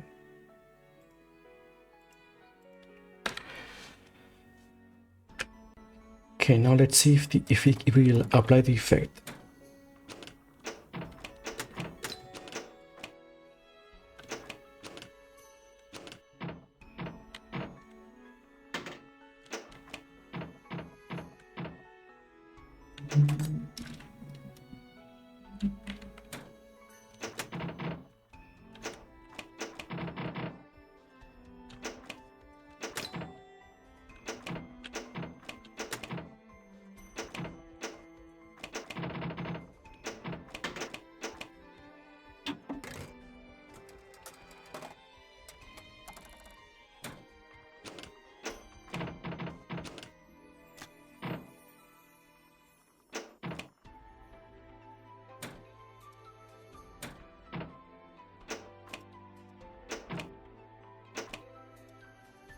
Almost.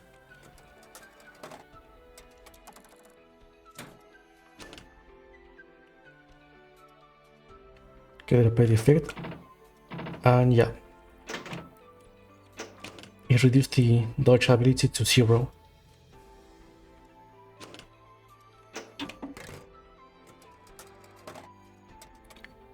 So I think if we go here to the enemy and we see the status list, you should only have the stun once.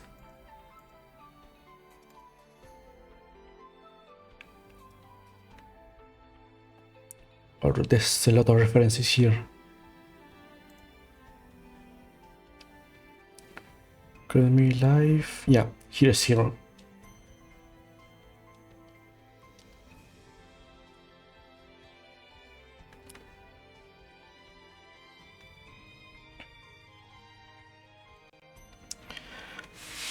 Okay, all that's left is to make an instantiable animation, add some sound, and that should be all.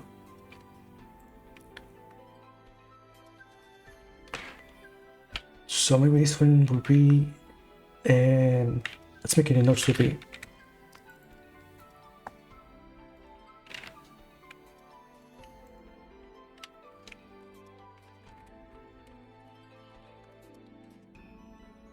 Animation and yeah, hidden components. So we have a sprite, an animation player, and an audio. Actually, maybe now would be a good time to add that.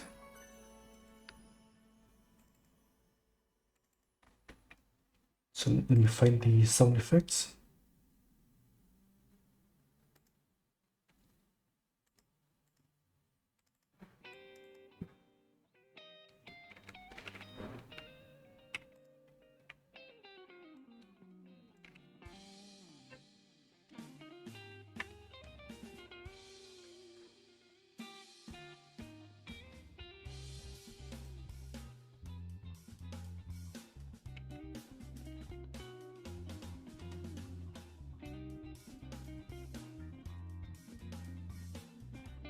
No, this one should be in it.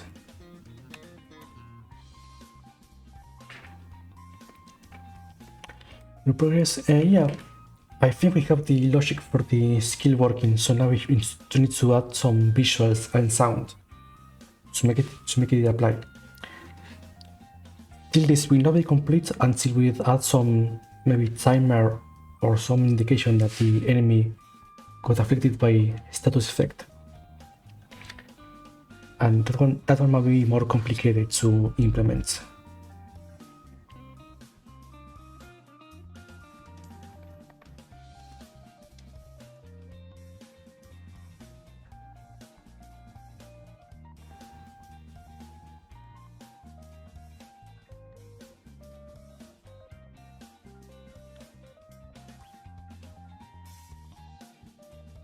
Wait, I create this, but I never add this. Ah.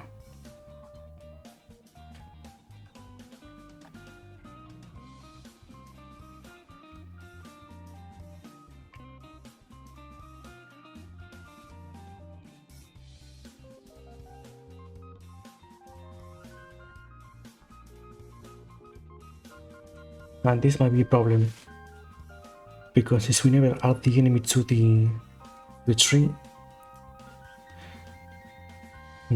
unless let the board itself handle the timers for that. But no, it wouldn't be a good idea.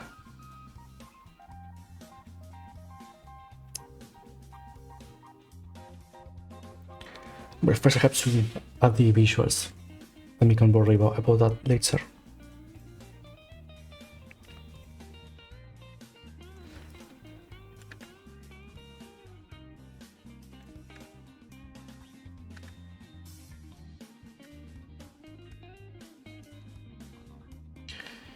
Okay, we set all of this as default.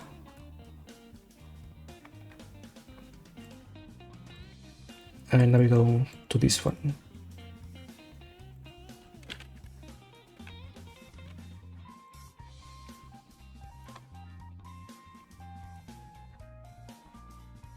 Alright, I probably need to also set the modulate.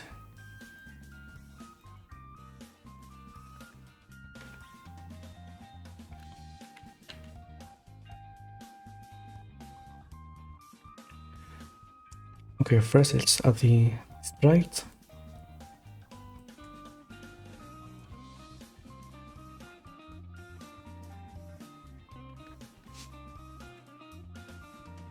And see 1, 2, 3, 4, 5, 6, 7, 11 frames.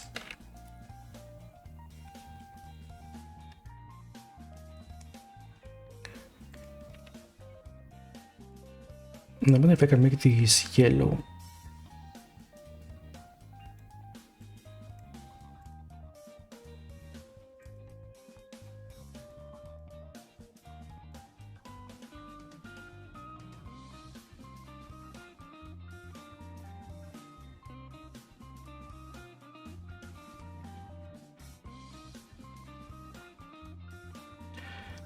Hello, it's Flippy.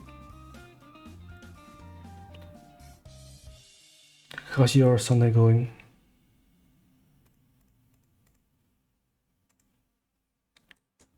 Okay, this should be the frame that we need to use as reference. Yeah, that's one way of saying it.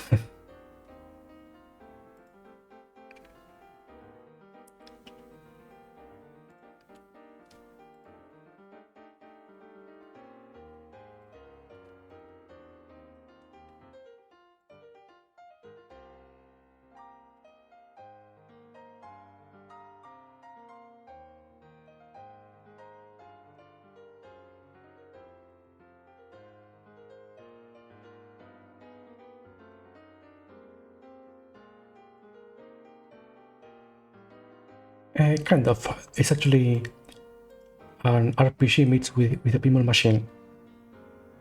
So you will click on enemies and deal damage to them using the elements of the pinball itself, like the bumpers or the spin and all that. I was just working on the animation for one of the skills that the player can use. But I think I cannot make the sprite the color that I want.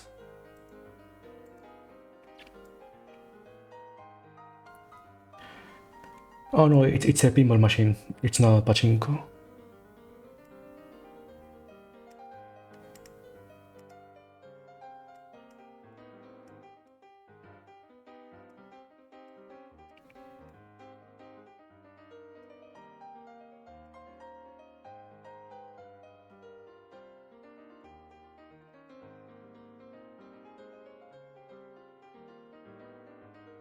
I can't believe it, I cannot make it the color I want.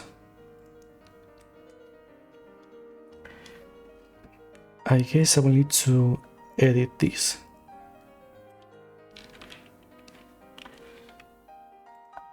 So it's time to open a sprite.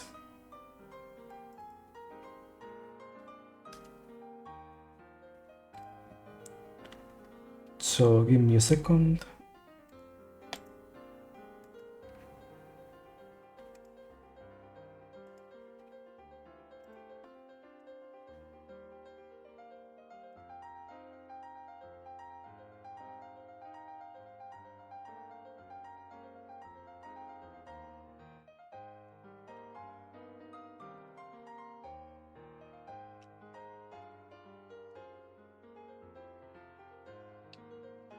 Okay, if I cannot make this yellow here, maybe I can make it grayscale.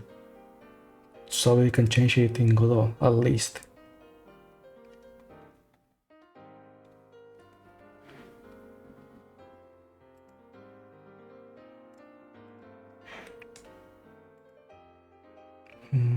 Sprite.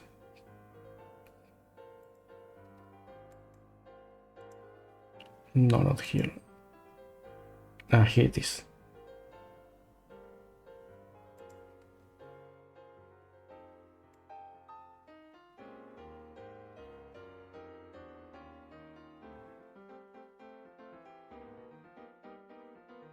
I can only slightly make it.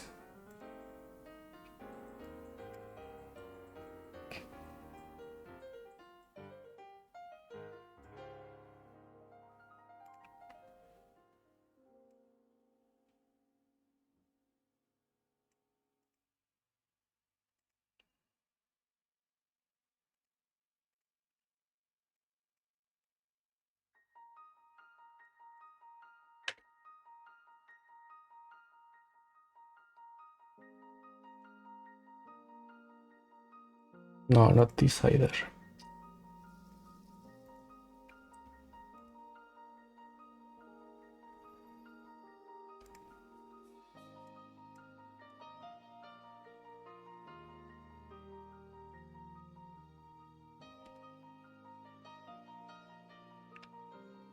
Yeah, this almost works.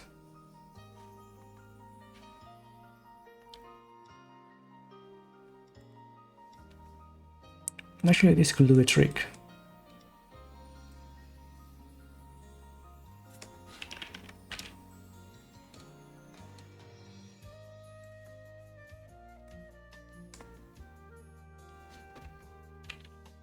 So since this has 11 frames, let's say 1.1.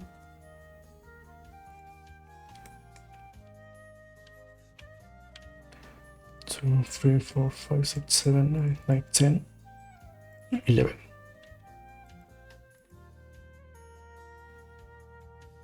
No, that might be maybe too slow.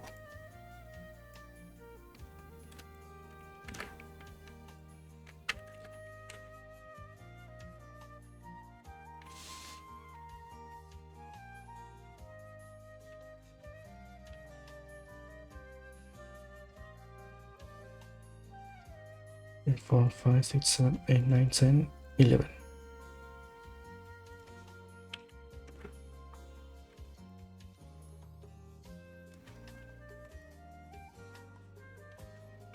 Okay, that's much better.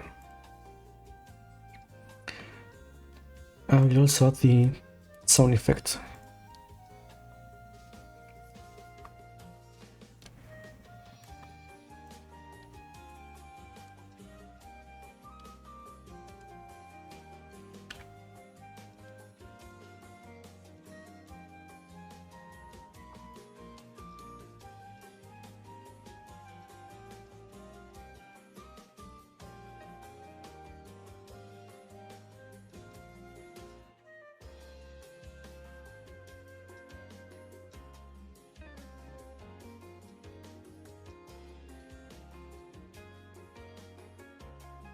I see it ends there.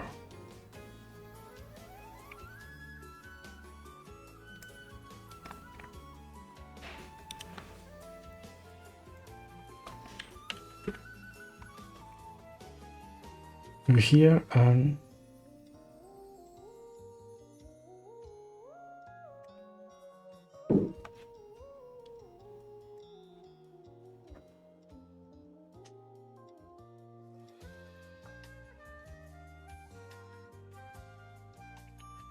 okay, and here we hide it, maybe.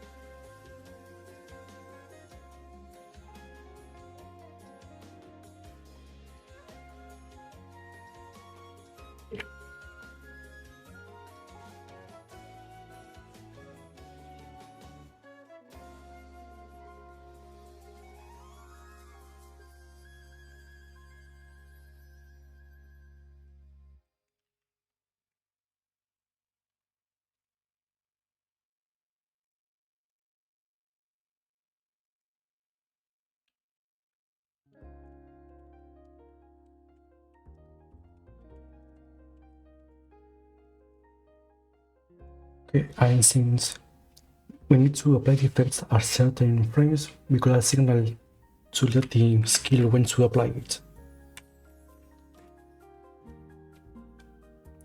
So we can say, how do we name this?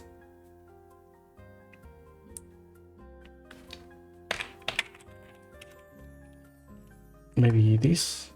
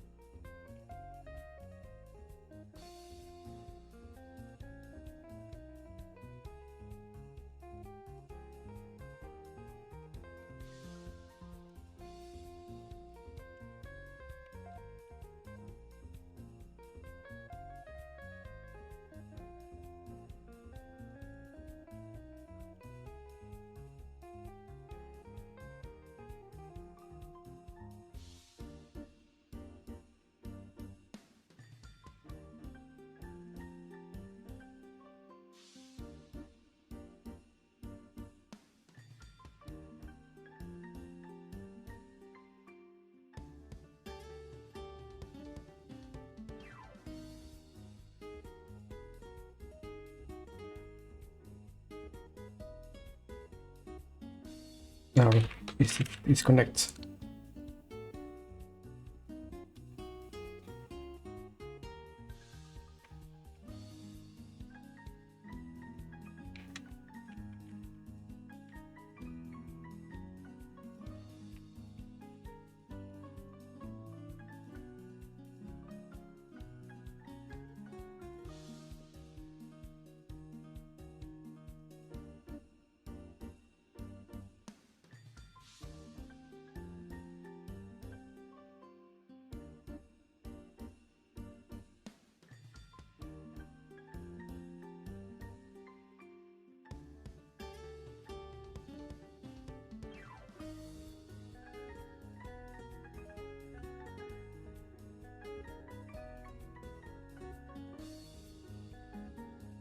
Okay, I think we have all the components.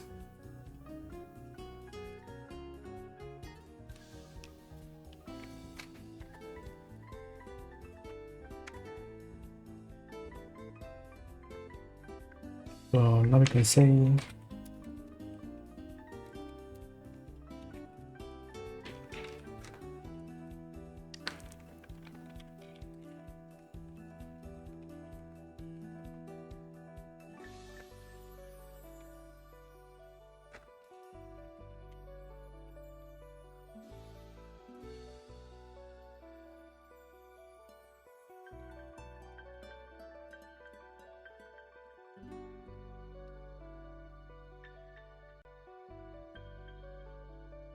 Alright, small detail.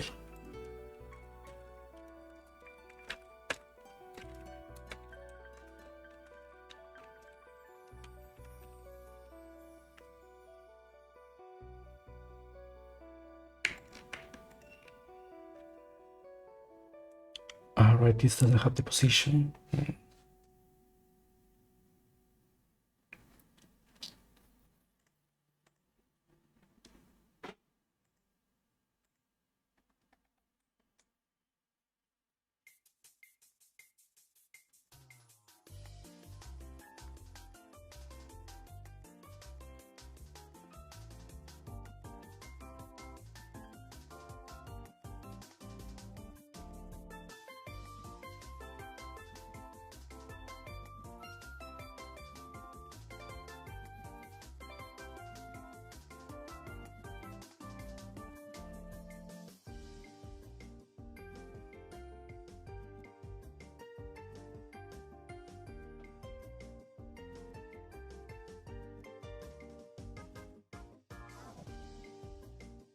Since we don't have the position on the enemy itself, we have to add a marker here to indicate where it has to go.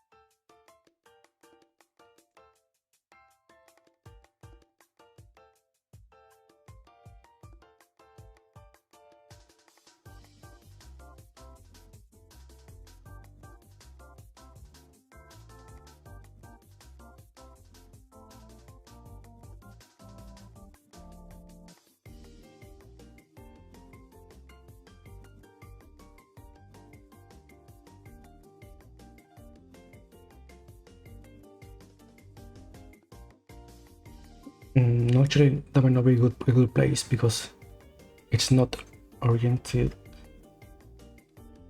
No, whatever, I'll leave it here.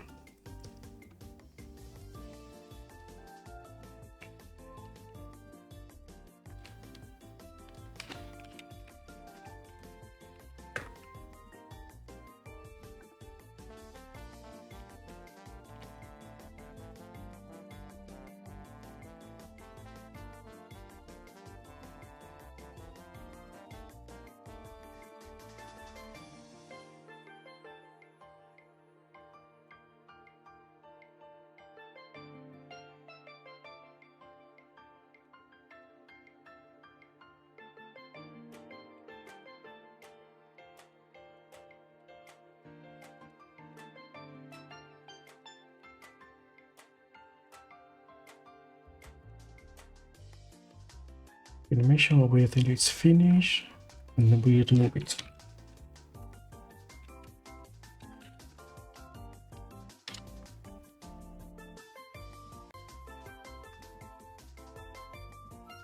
Alright, also it's this information.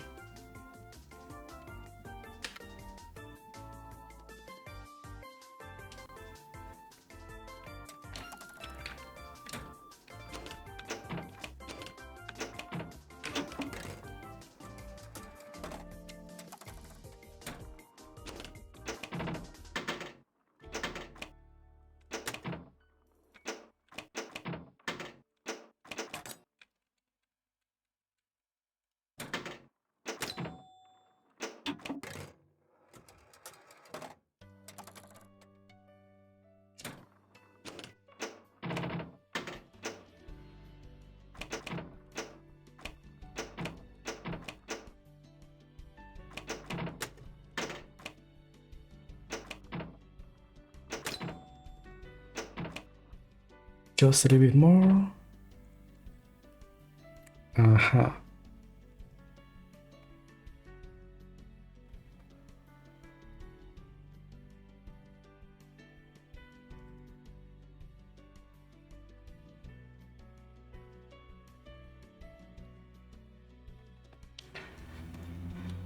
See, so I guess we cannot call it from the class itself. It has to be instantiated.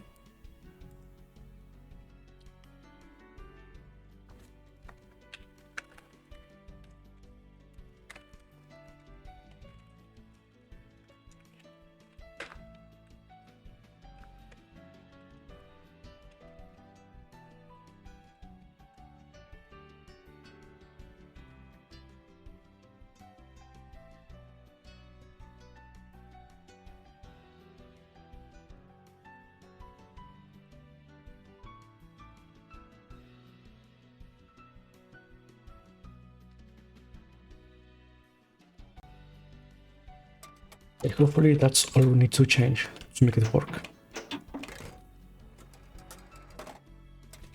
Because all that should do now different is play the animation that we set up with the sound included.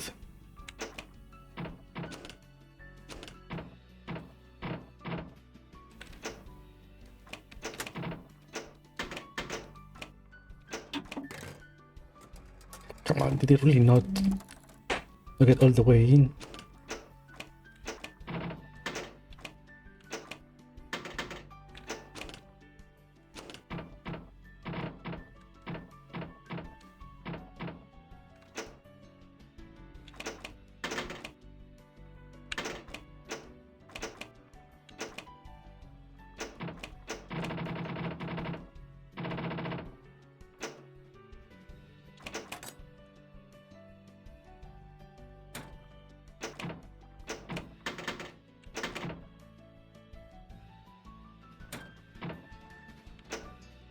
Okay, almost.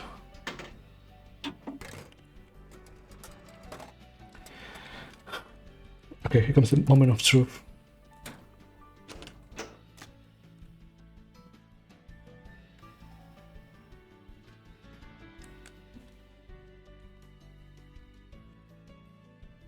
And it froze because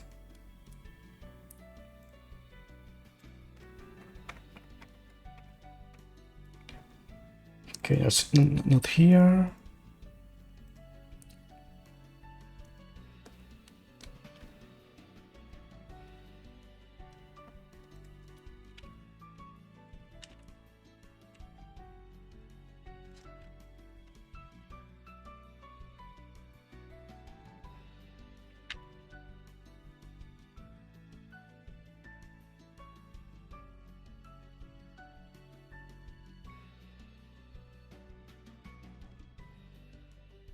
What did I miss?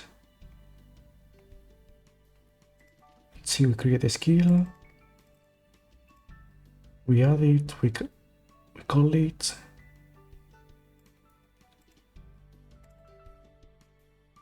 Okay, so the appear screen should have the animation.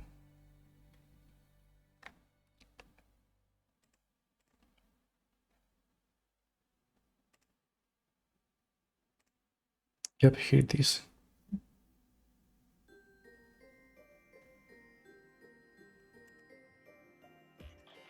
Ah, it's not this one.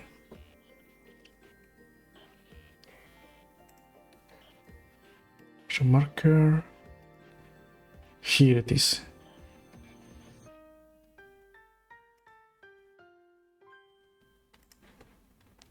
Okay, but it's not playing.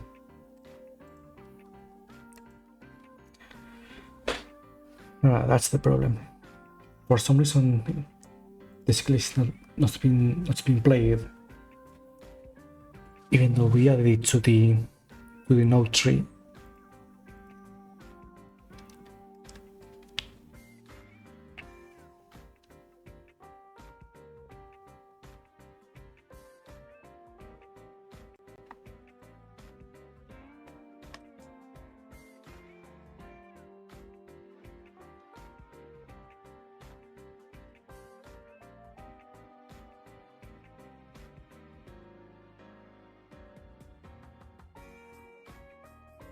Animation play.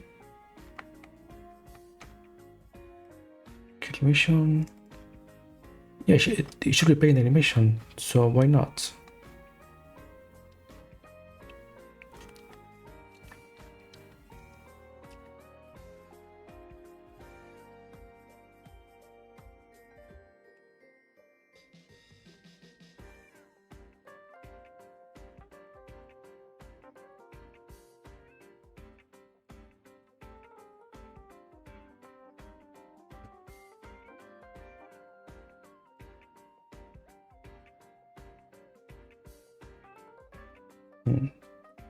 What did I do wrong?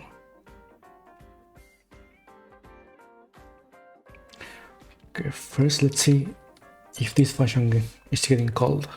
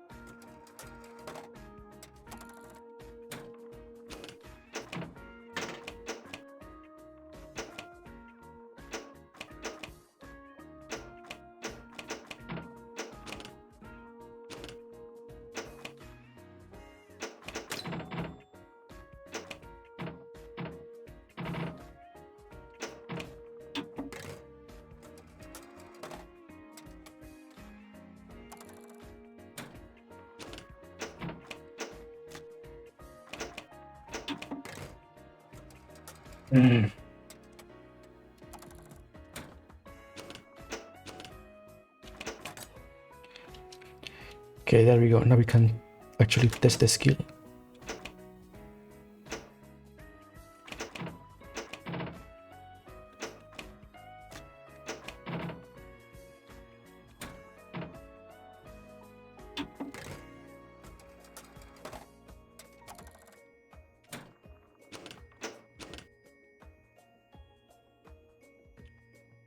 Okay, so it does get called. And it does try to play the animation.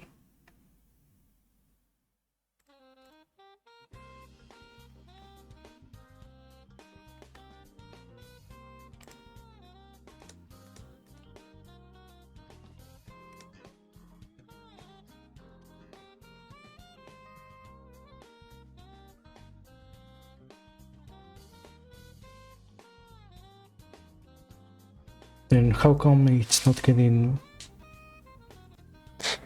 I know why. Can't believe I forgot.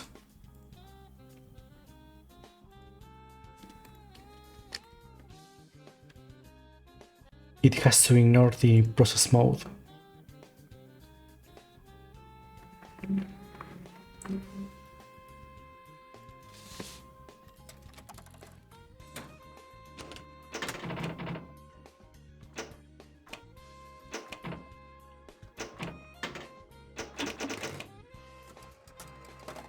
Alright, because it's inside the PC screen, it will inherit its pause.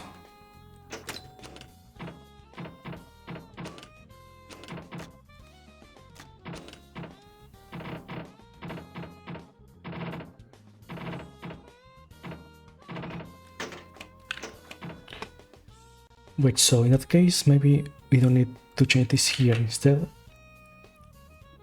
What we shouldn't do is pause the screen itself. So we'll save it like this.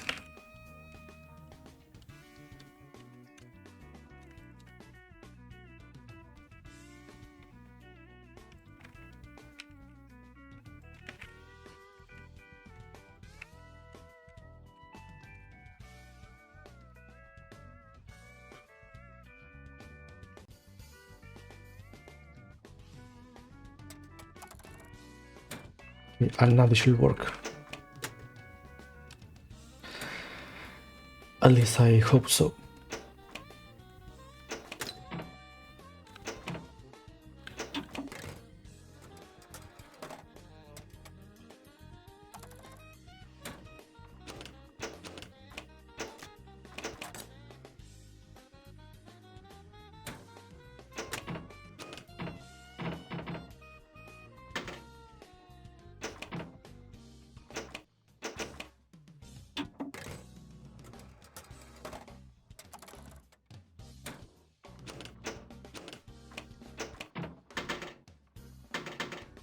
Almost.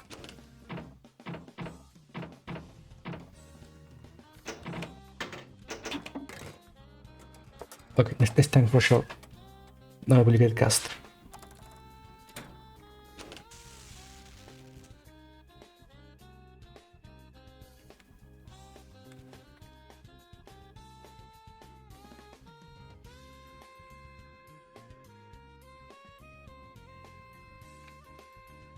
but it doesn't go back.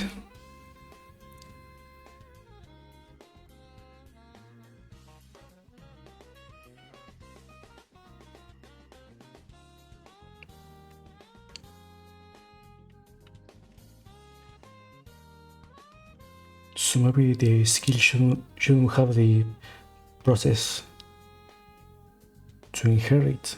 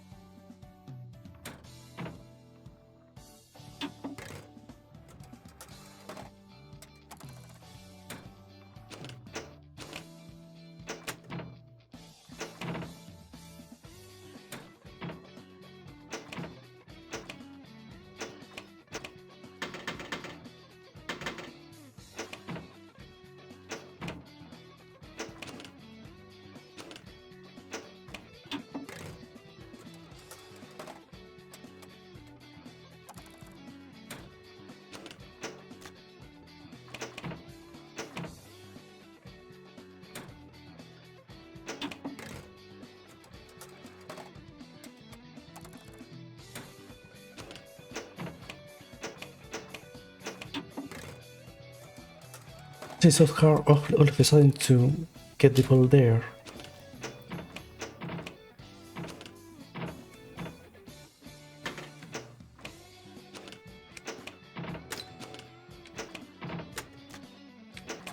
There we go.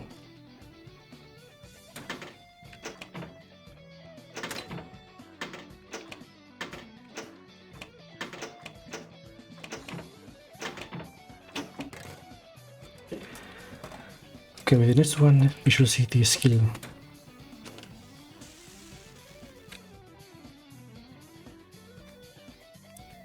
But it's still not on passing.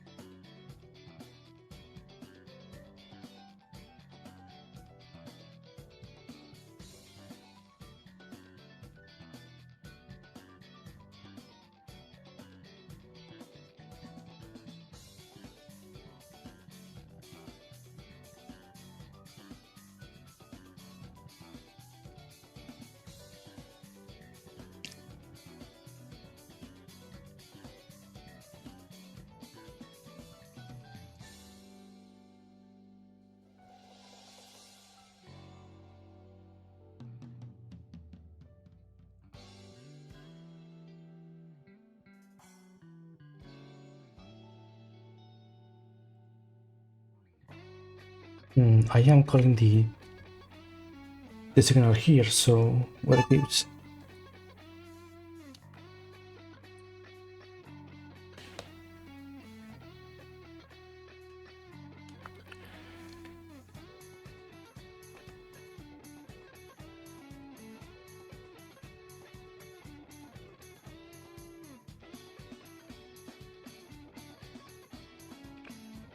Maybe because the board itself is paused,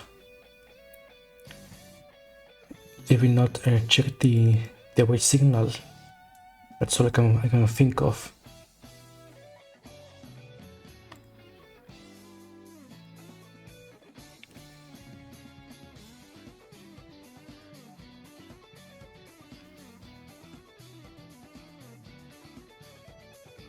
Okay, pues as move is always, so it should emit the signal.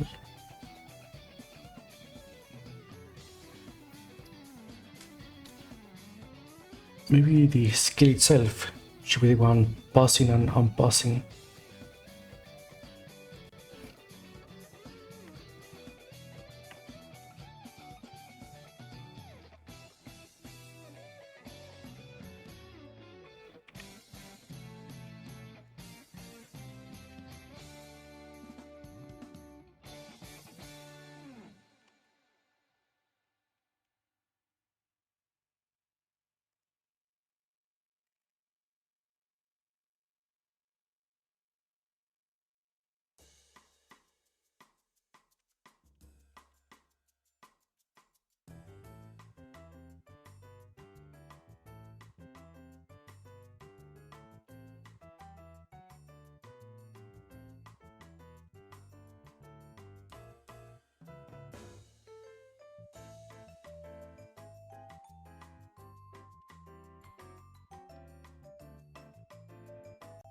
Oh, hopefully there will be enough of a change.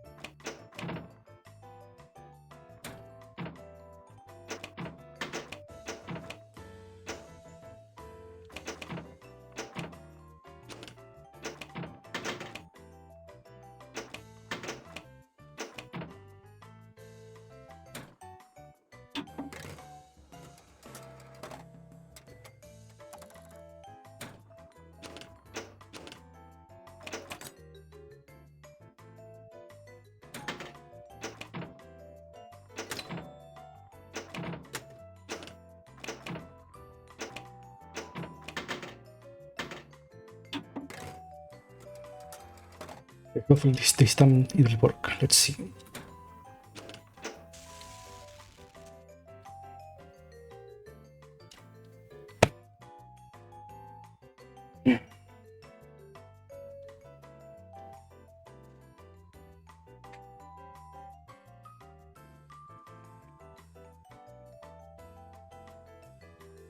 Just what am I doing wrong?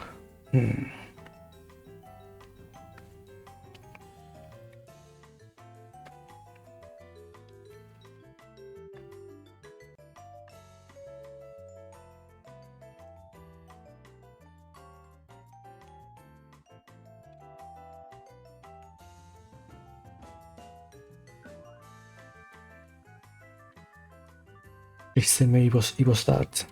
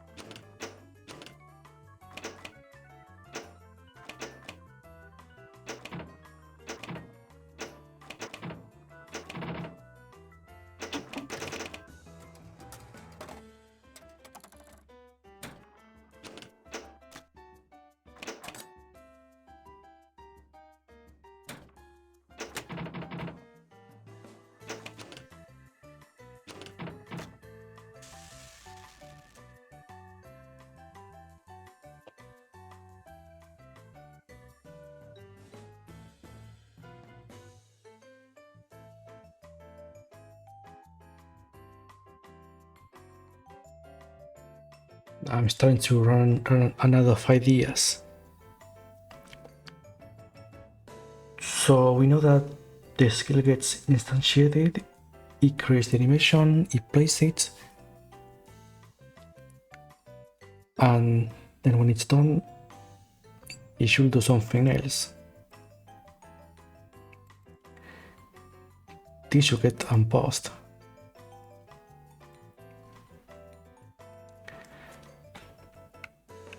Unless this also needs to get set on the animation.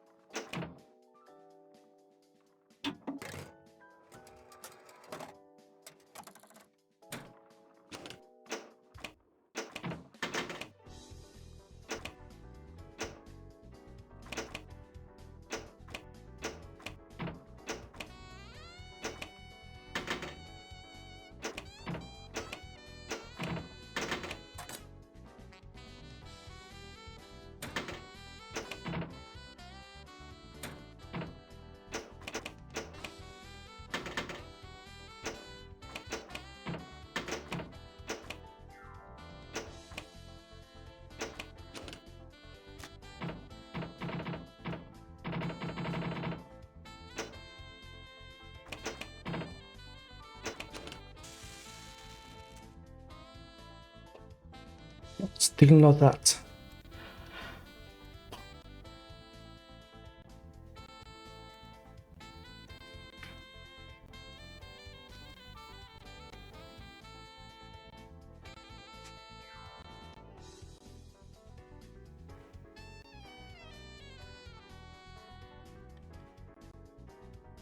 Yeah, I'm really at a loss now on what could be the issue.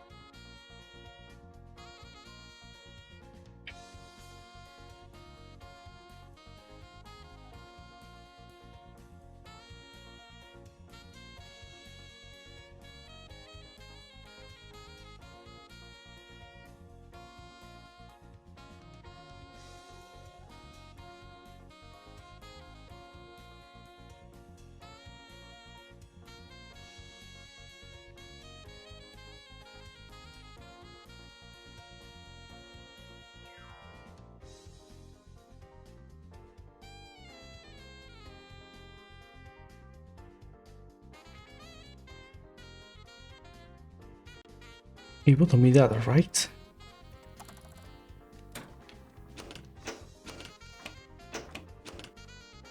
It couldn't be that simple.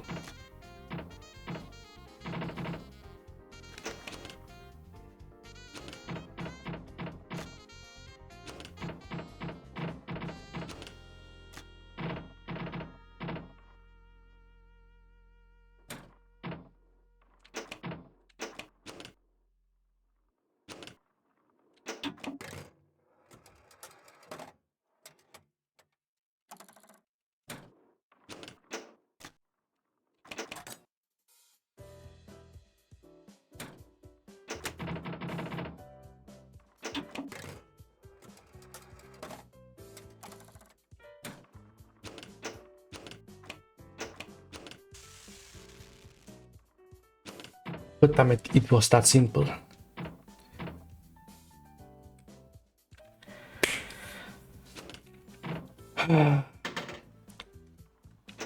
Well, at least now we can cut skills.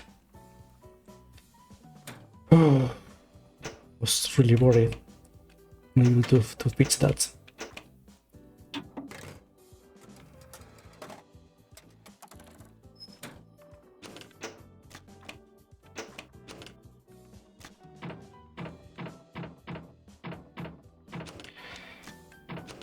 Yeah, me too. I was starting to get a bit worried.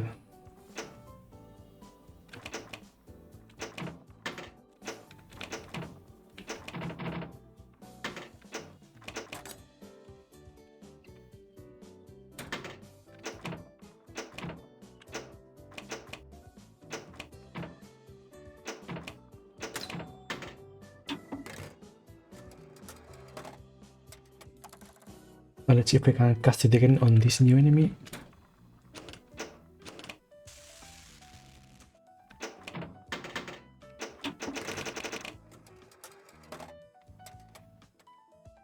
Right, I guess we can really know for sure because we have no indicator here.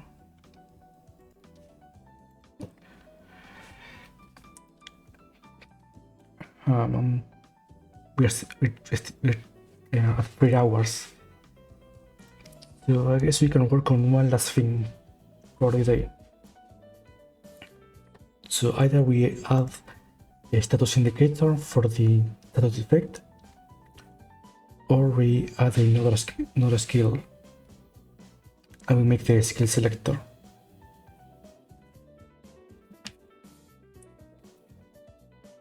But I'm not sure which one will take less time.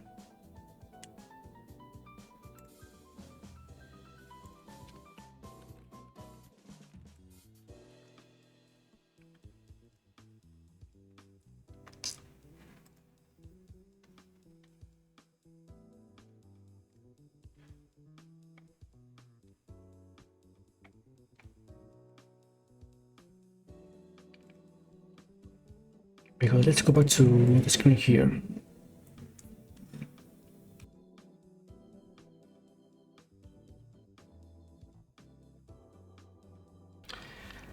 Maybe we could use this area here to add the status effects.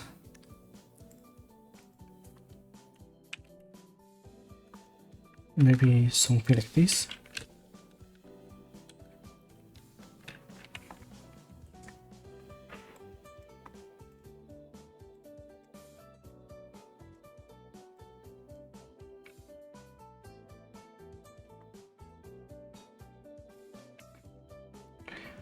Maybe we have the icon here up top and the timer down here.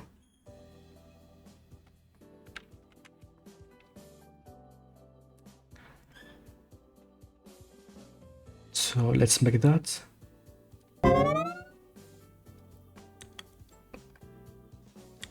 Oh, here, thanks for the raid, godotengine.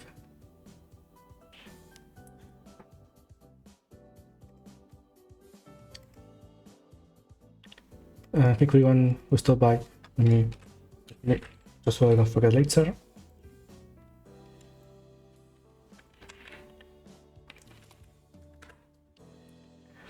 We just finished finally making the skill for this pinball ball work. So let me show you what we just finished implementing. So here we have the pinball board with an RPG theme. Yep, and when we fill the spinner right on the left, it will open the gate here to enter an RPG battle. Let's see if I can make it work.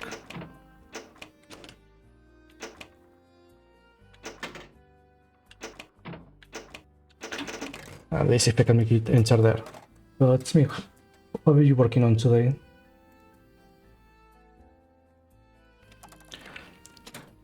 I'll try to enter the ball there.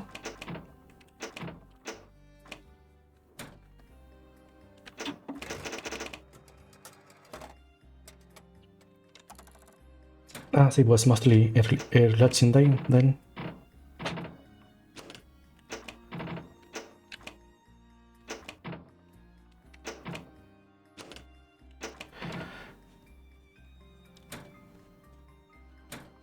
How come I can never get it there when I want to? I'm sorry, this is always a problem when I try to test this thing.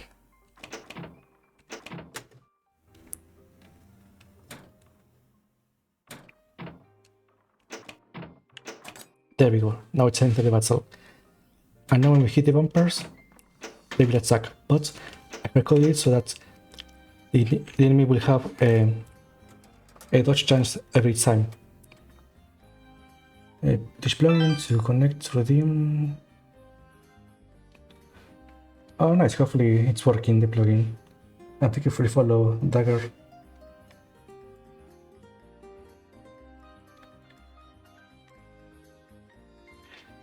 Yeah, so the idea that when we are inside the battle, if we charge the spinner, the player will be able to cast a skill.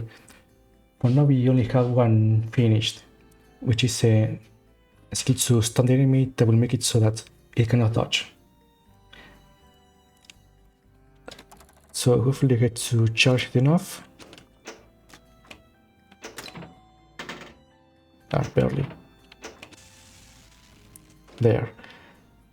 The enemy is stunned, he cannot dodge, so Now when I hit the bumpers, it will deal damage.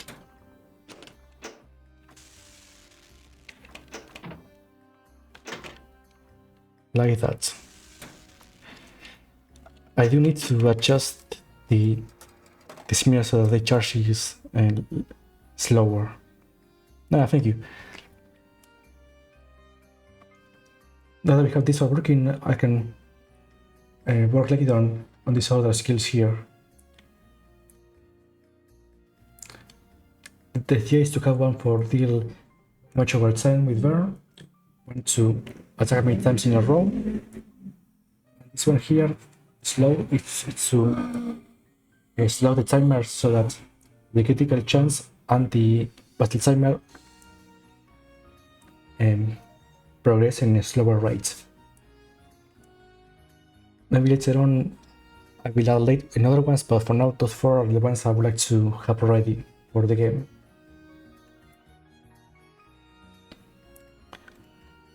But yeah, before you guys joined, it was quite a struggle to make the whole flow work. Because the animation will play, but it will move back, and we had quite a lot of fun figuring that out.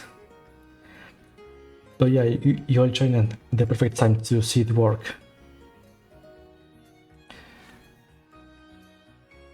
And now that we have that, I was going to work on an actual timer for the status effects. And that was here, I think.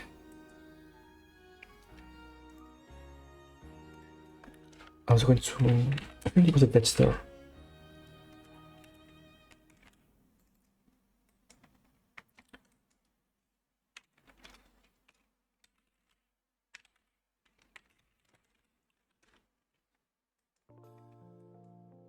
Yeah, I think it was like that. And we got the label below.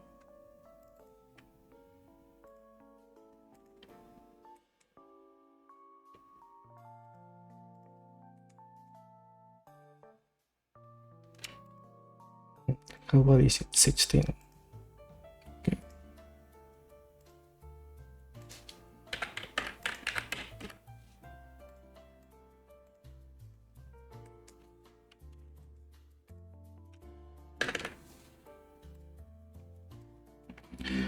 Go to bed, check out games. I think I'll have a nice rest. Well, I think you can for it, right? I will probably post a video of the progress later on my Twitter account once I finish the stream.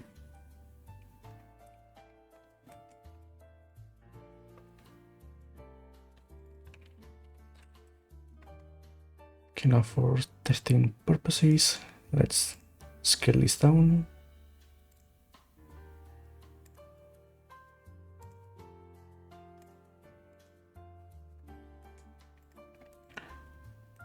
Okay, see you Dev.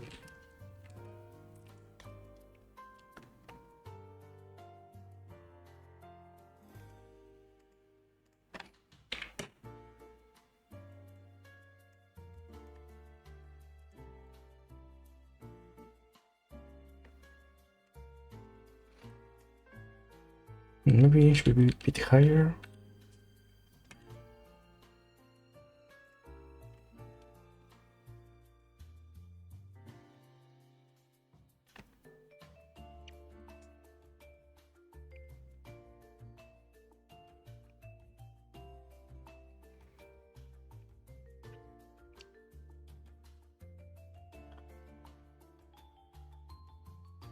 The problem with this is who will handle the timer for this effect. Should it be this?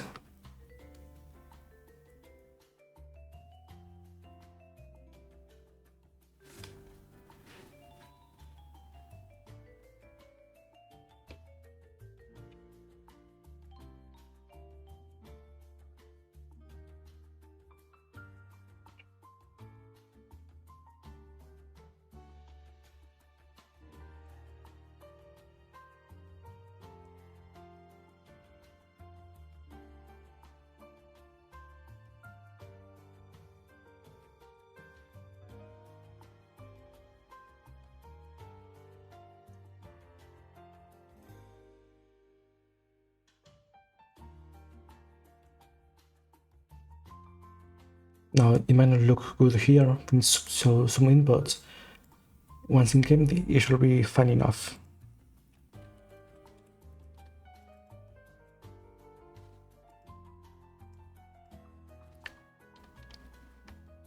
Let me prove it in a second.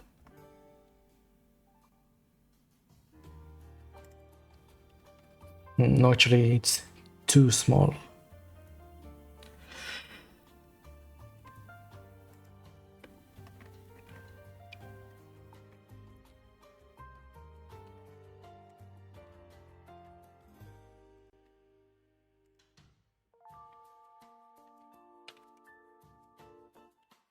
But on the other hand, 16 is too big.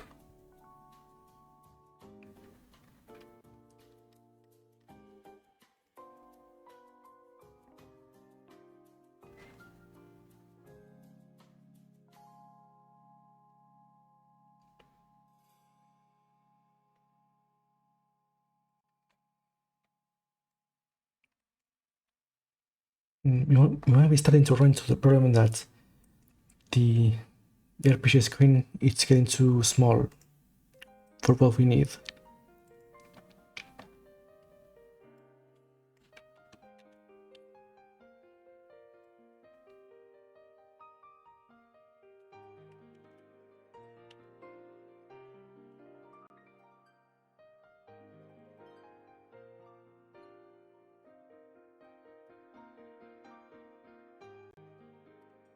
That could work, but just a bit smaller.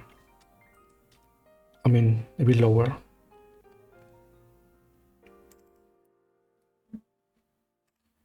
And it's still not looking good.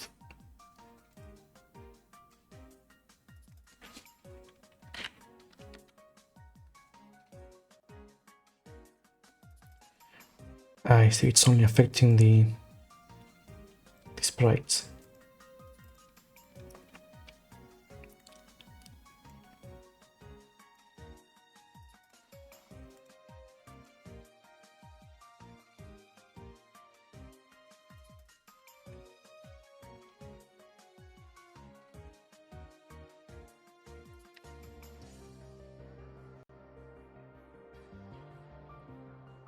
Okay, that's a bit better. There still seems to be some clipping issues. Maybe some outline will help.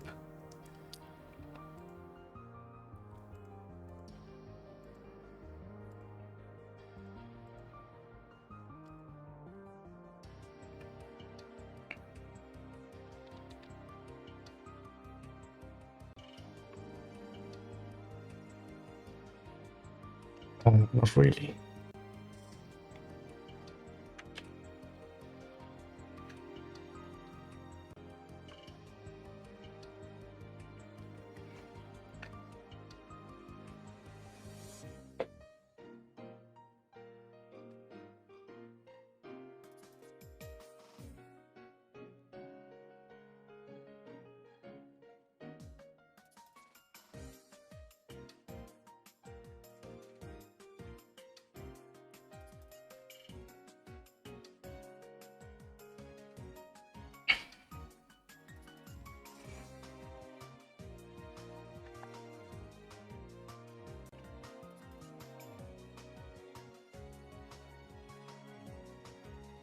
Okay, so this component works.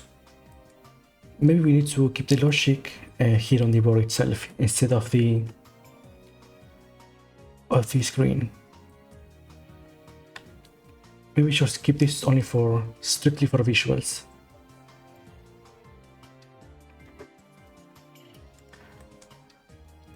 And so for that,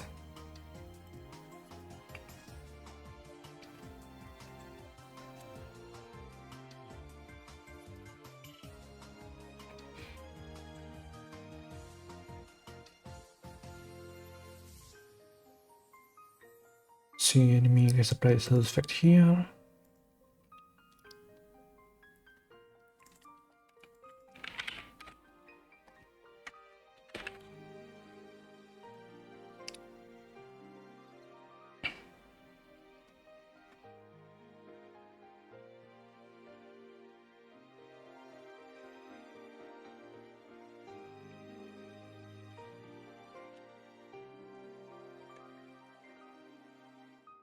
Right, maybe something like this.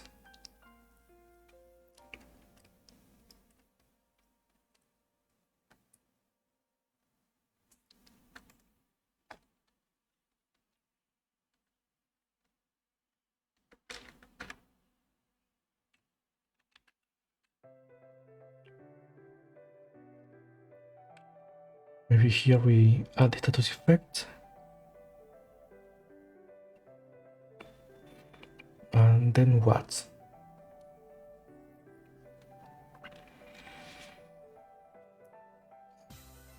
I guess we will need to add a timer, just like we did with the critical.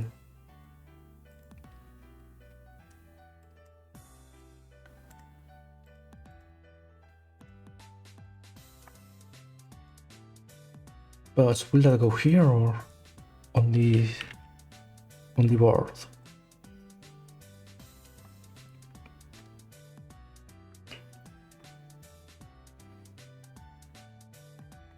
Because here the board itself doesn't know what does the skill do. All they care about is executing it.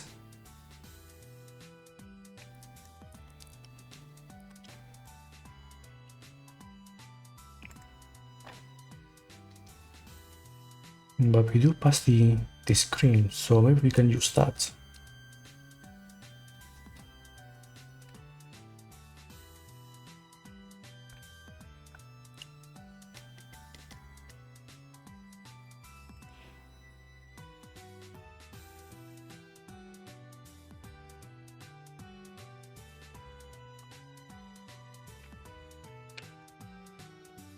Is bigger than 0.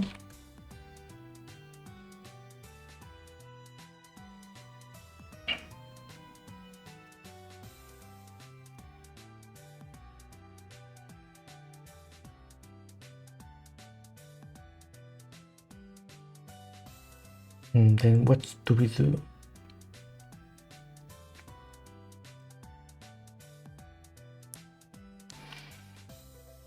Because the idea is that somewhere we will create a timer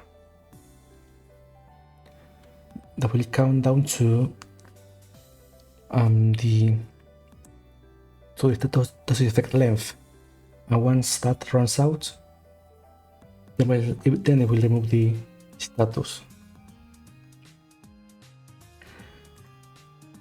How do you do that with the critical? Good time. Right, it counted it down.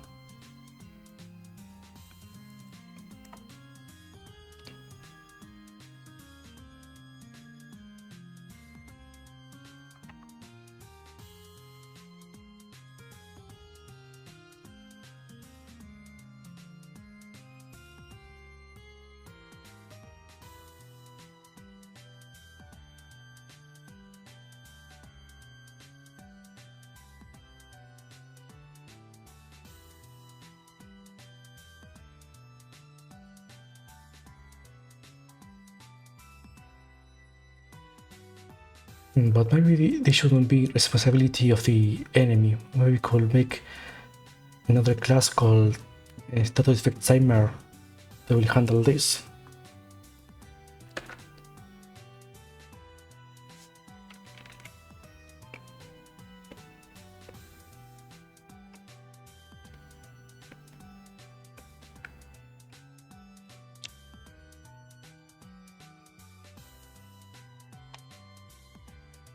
Let's see if the idea can work.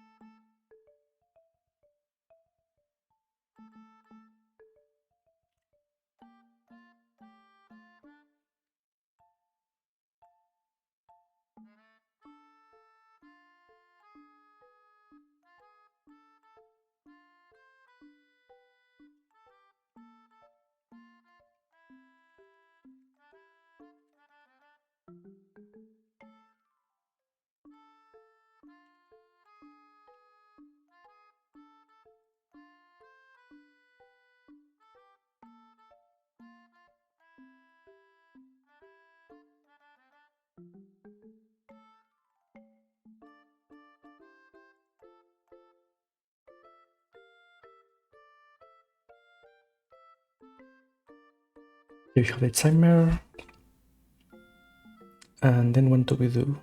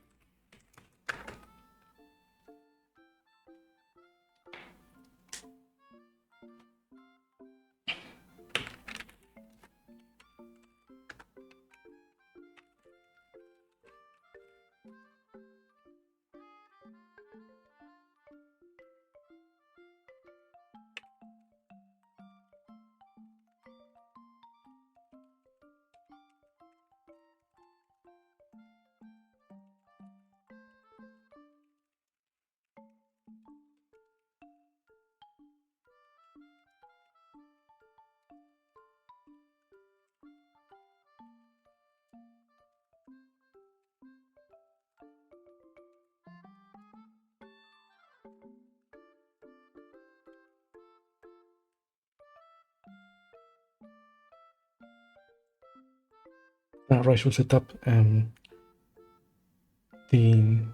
mode.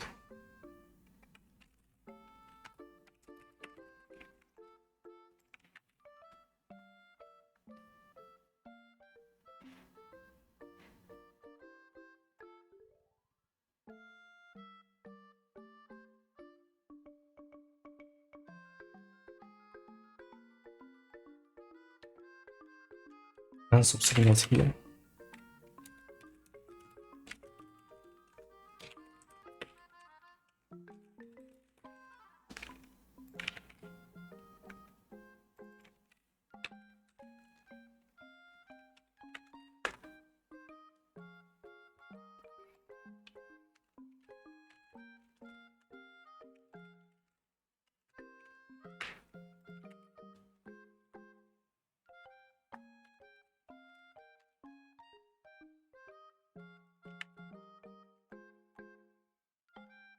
Okay, shot when it times out.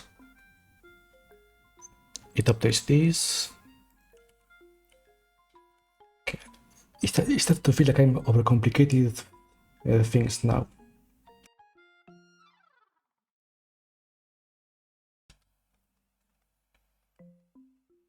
But whatever, hopefully this will be invisible enough for everyone that plays this.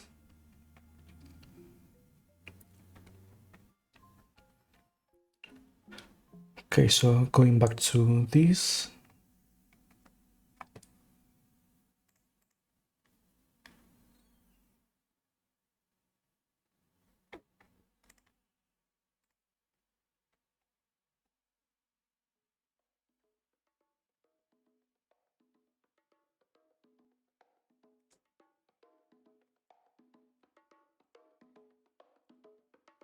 Status effect.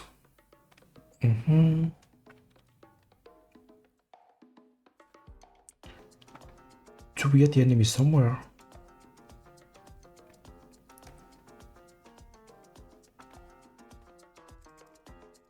Ah, we never had it.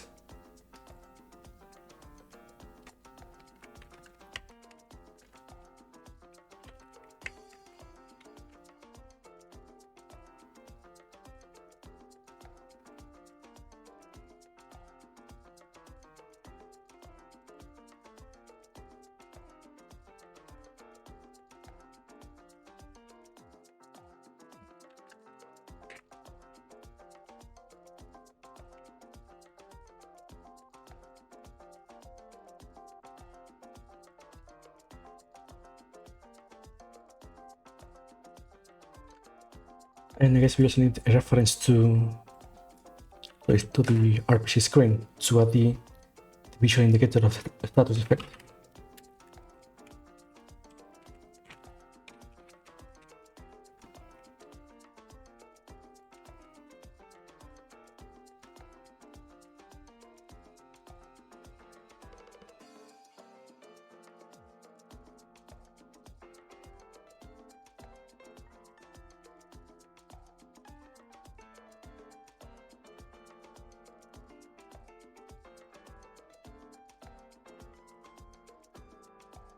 enemy here.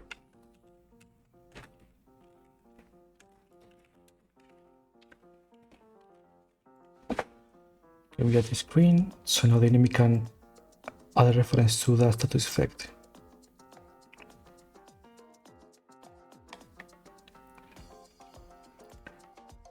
If you check the status, then we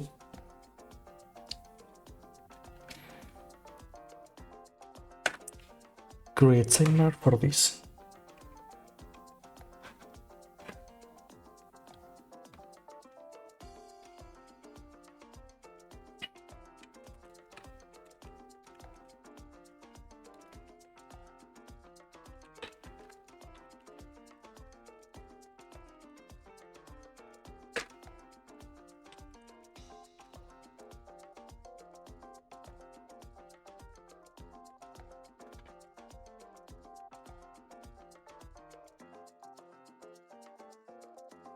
But now how do we connect this timer to this new component that we will create here?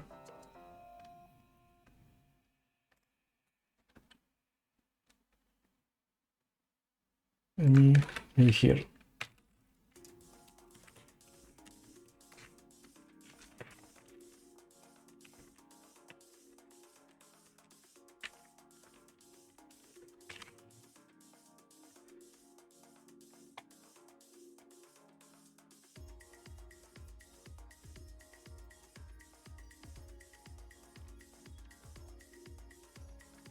So here we have this, we can instantiate.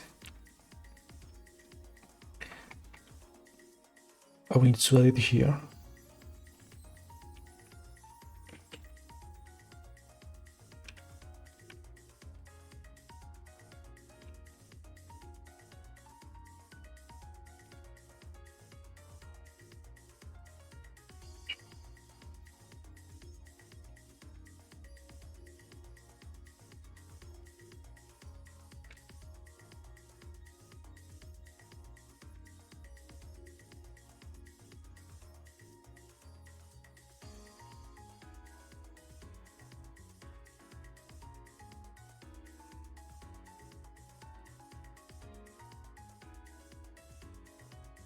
Okay, it only gives us the name.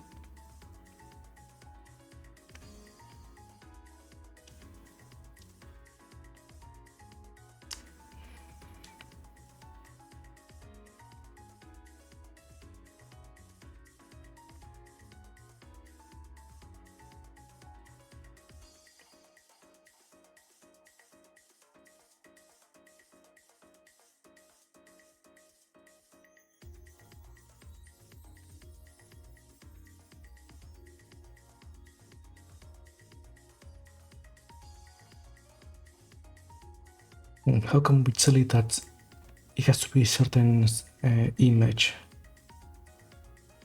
Where do we have that information?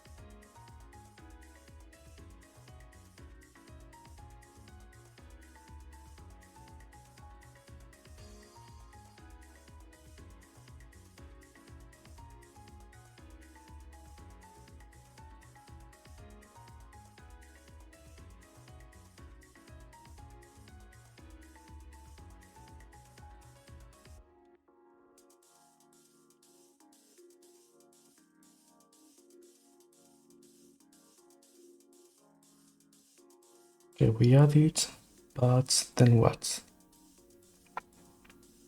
It still needs to be assigned an image, and the skill data has that information, but somewhere the information gets lost.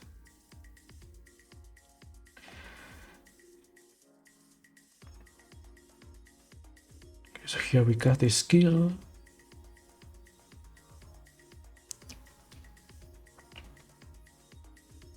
maybe here we could pass the data too.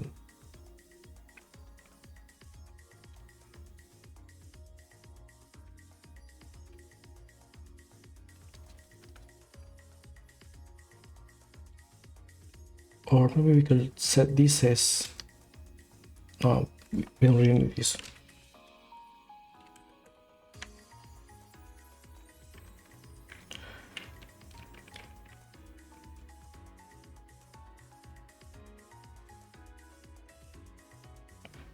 Now when we have to add 3 parameters, then it's better to have this as variables.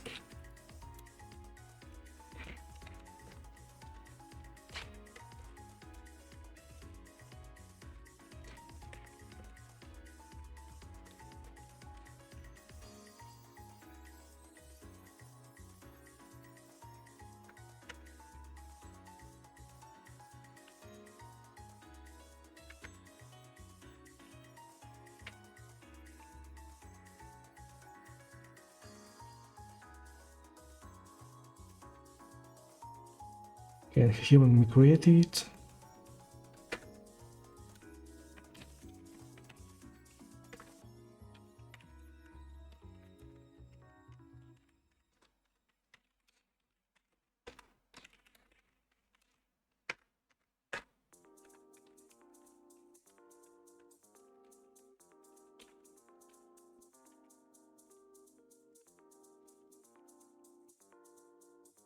okay, like that. Now when we go here, we'll pass the icon of the skill data.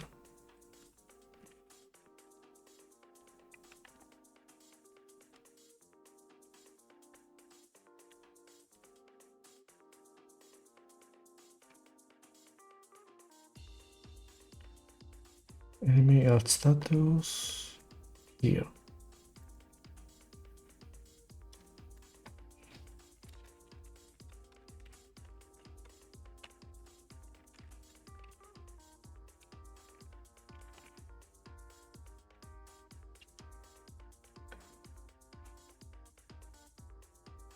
Okay, timer.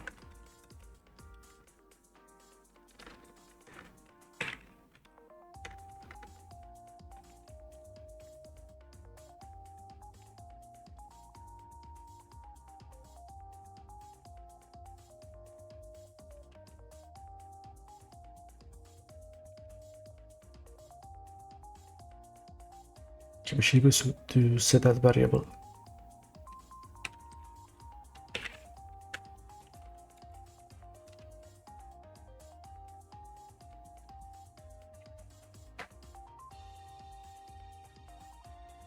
Okay, I guess with this we will assume that all of the status effects will have a set time.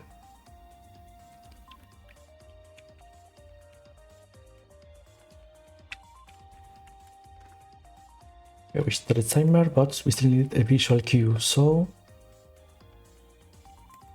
we open the status name, we create a timer. Okay, before that,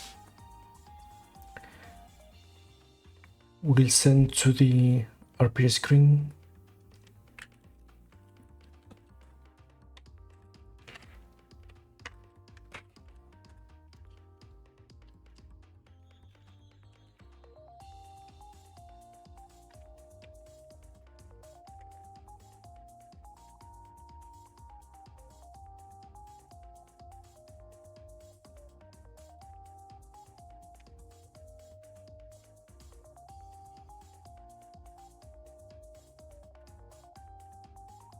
actually we will convenient to have the name too, so that we can identify it.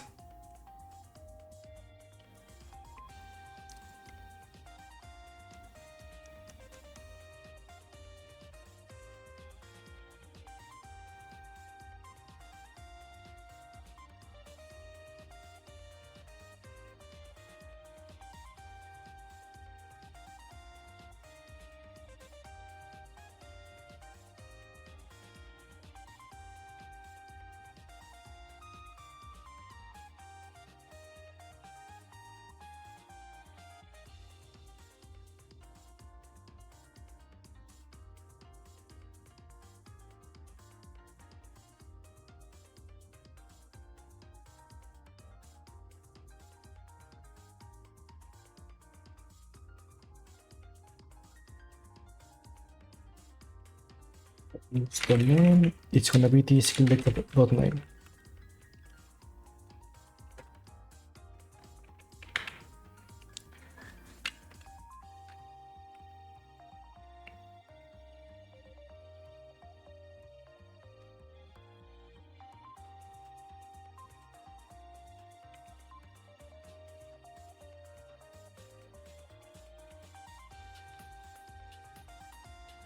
We did already have this? No, I guess not.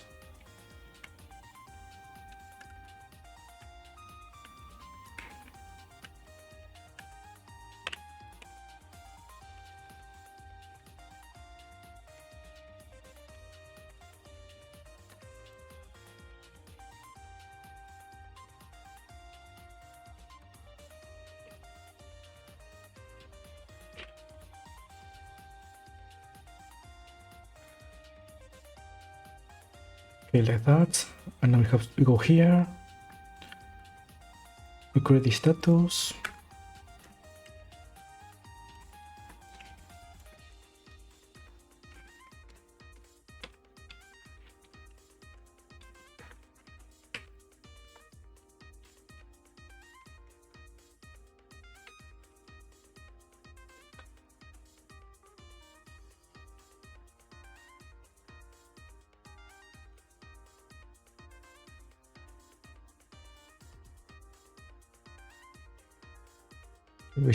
We set everything up and then we connect the timer.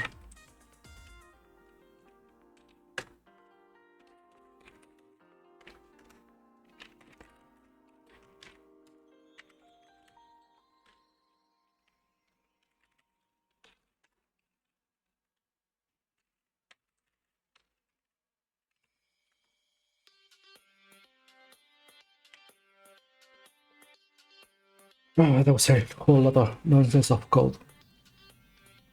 Just hoping that actually works.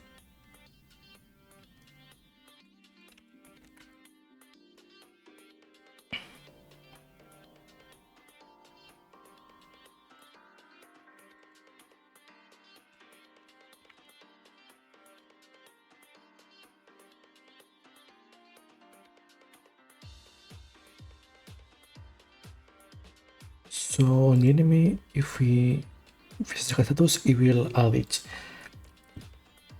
We can test later the case when we want to update the debuff.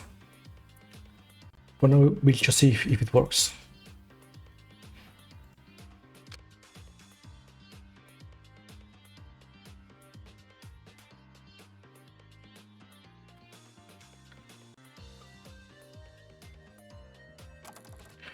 Okay, first let's enter the battle.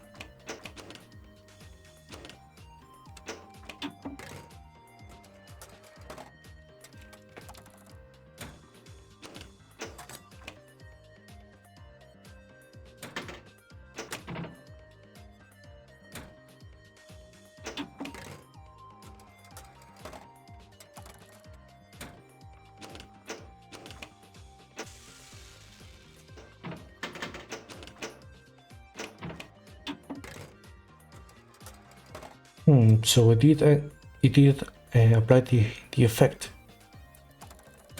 At least I think it did. Yeah, but the timer didn't get updated. So there is that problem.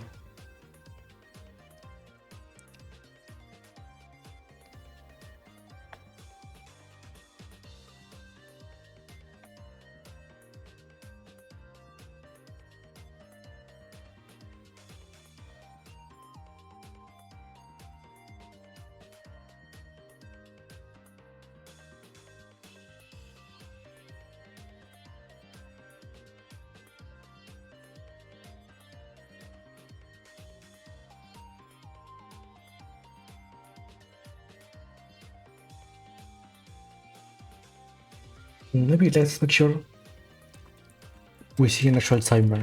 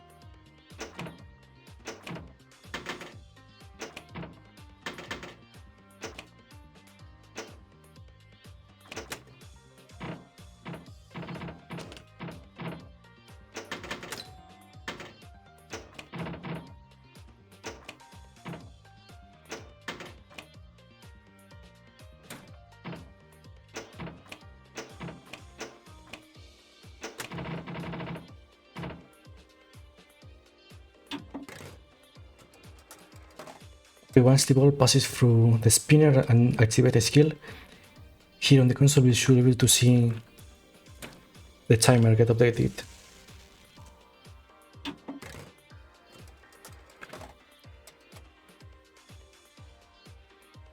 Ah, I see.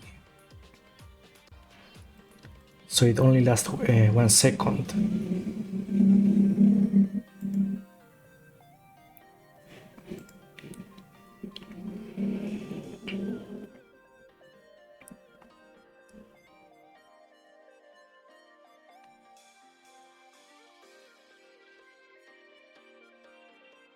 Ah, here's the problem.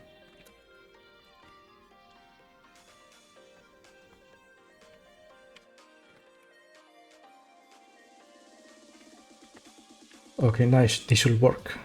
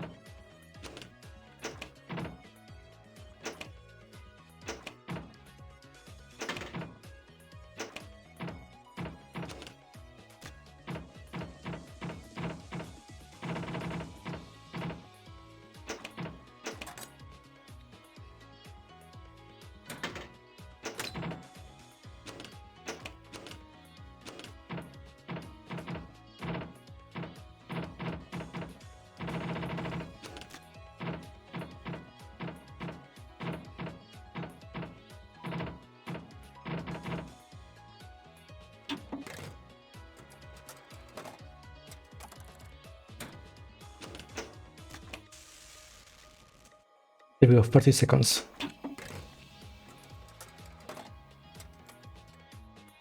But it's not getting updated here on the label.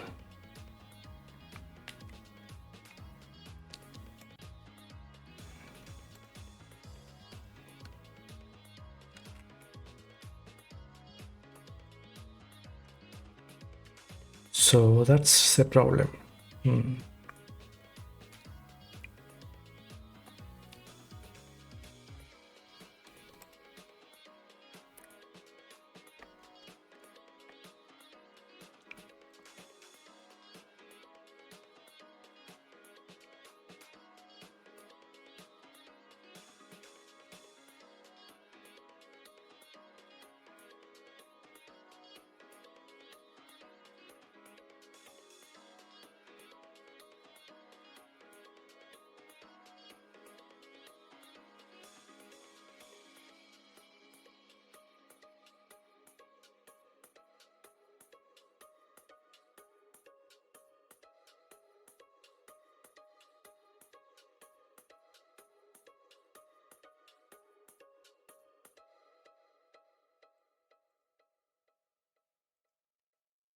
Maybe this connection it's not working.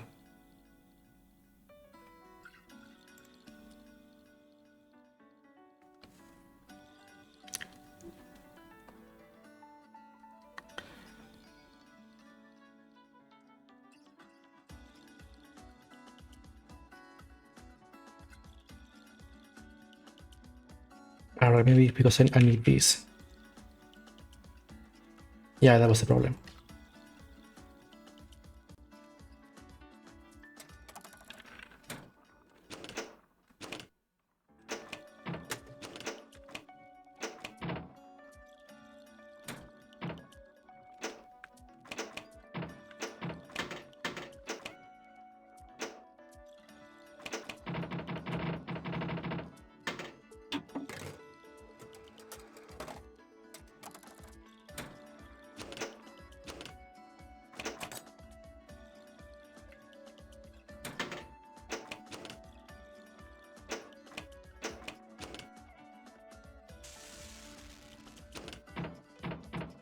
There we go, now the timer is working. But we still need to remove this.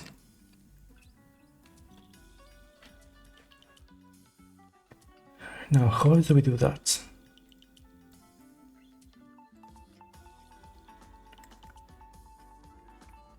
RPG screen here.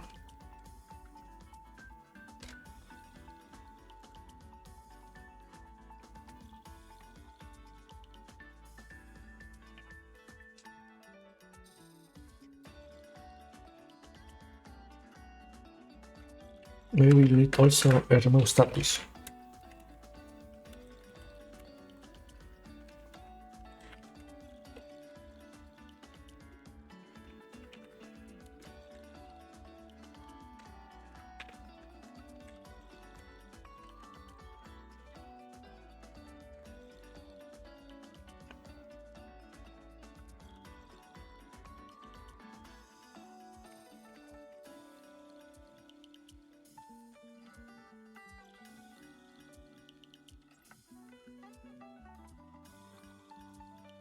Alright, I already had one here.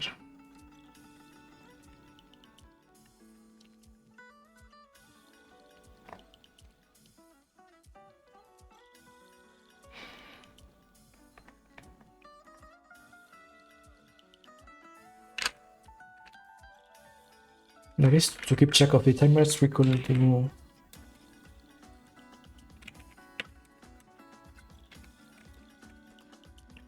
this. So if it doesn't have the status, then on timers, we create an entry with the name and we assign a timer.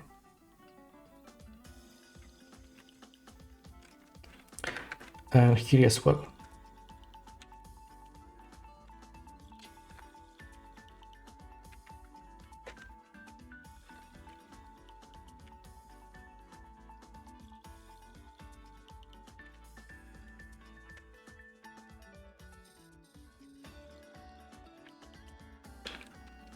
Alright, first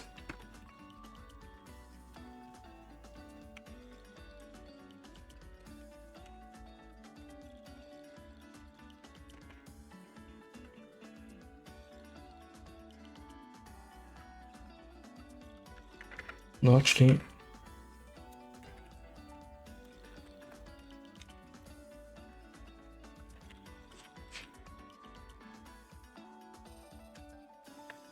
then we do this. So remove it from the array and from the remove that timer if it has any.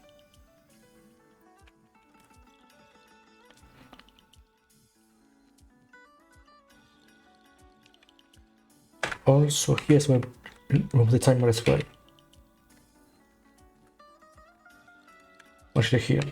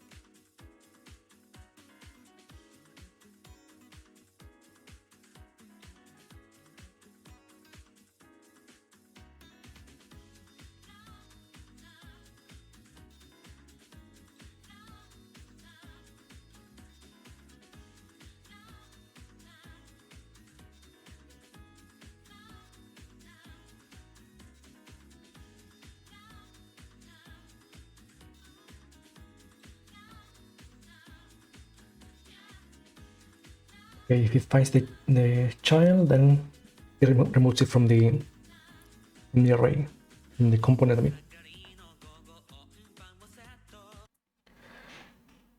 I hate when they have lyrics.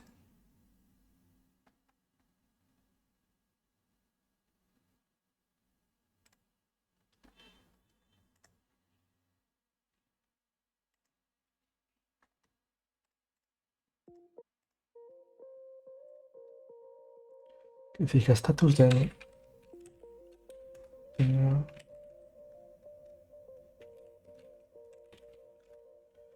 child status.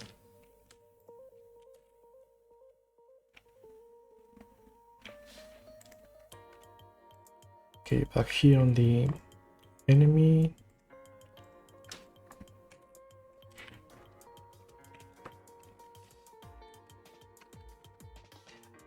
Right, we don't have the name.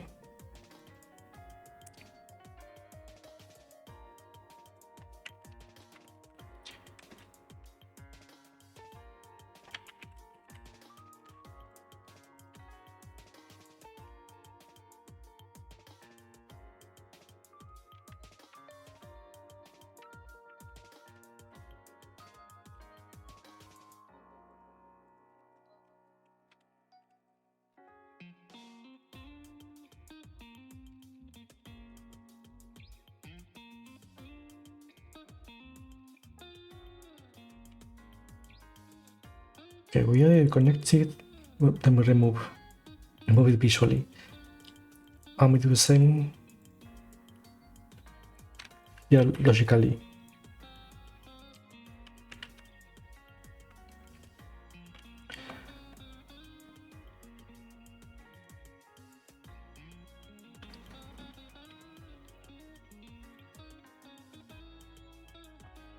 Now one last thing left should be, let's see here.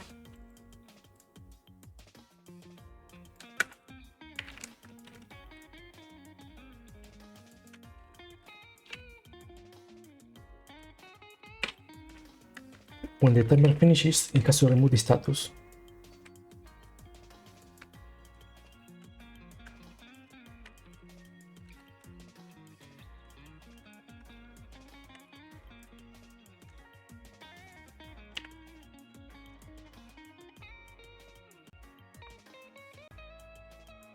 Okay, and then one last thing, here on shock, we'll give it a small time, 10 seconds, just to be sure that it will do the trick.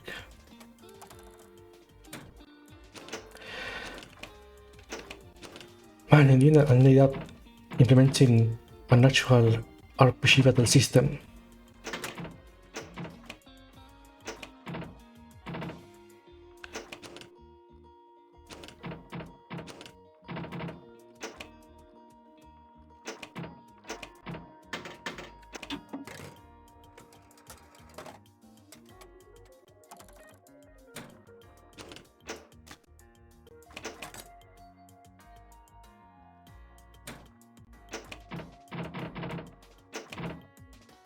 Let's try casting the skill.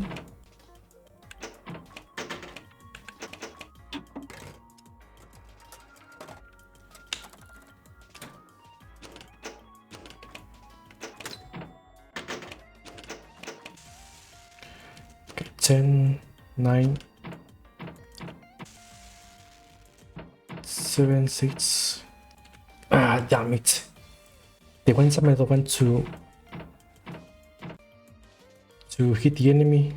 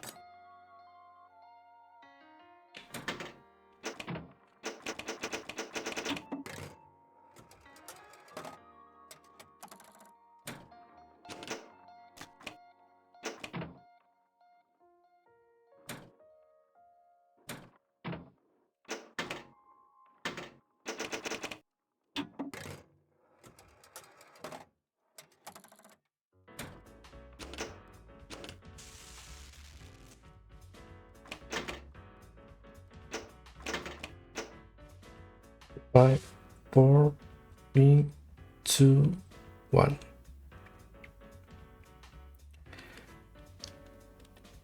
Okay, so now the skill should be removed. So if I hit the bumpers, yep.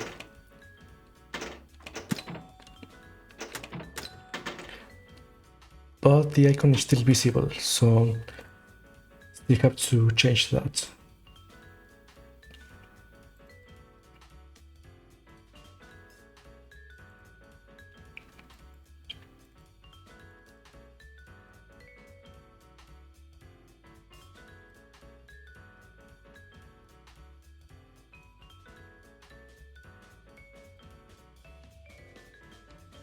It has to be because it didn't find the node.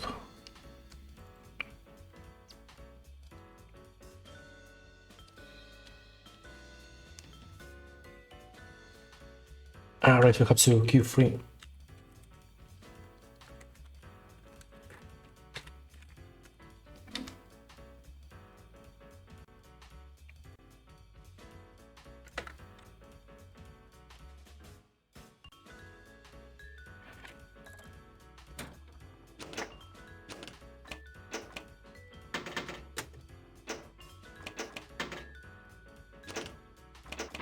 But this one has to be the last change that we will do today.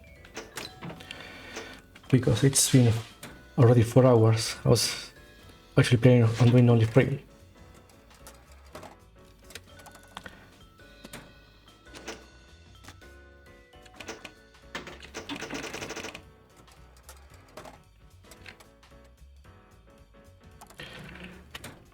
Okay, last push. Let's do it. If I can get the ball inside.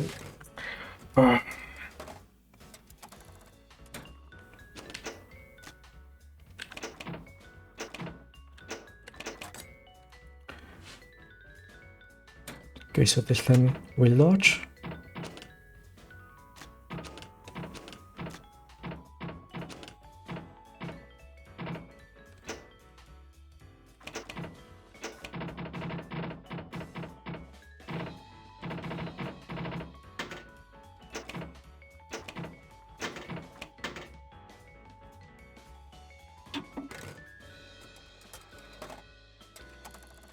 Okay, here comes.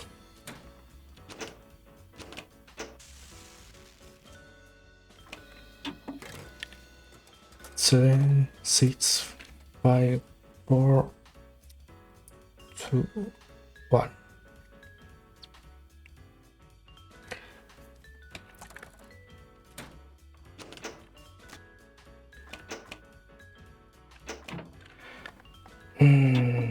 Why won't you get deleted? It has to be the name.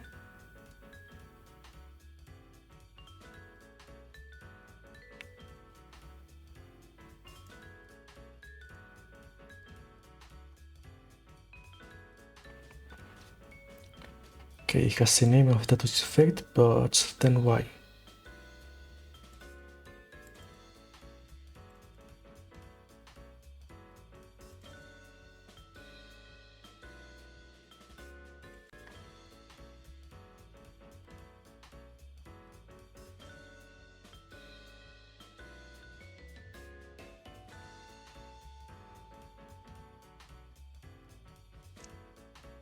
What am I missing? Did I forget to connect that signal? Timer, time finished. New status.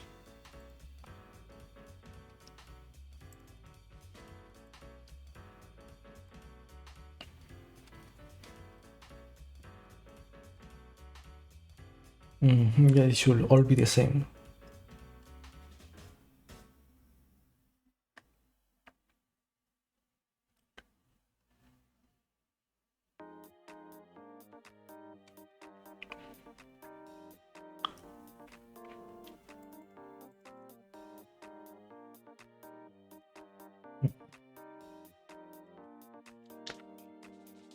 Let's check if it tries entering the error list.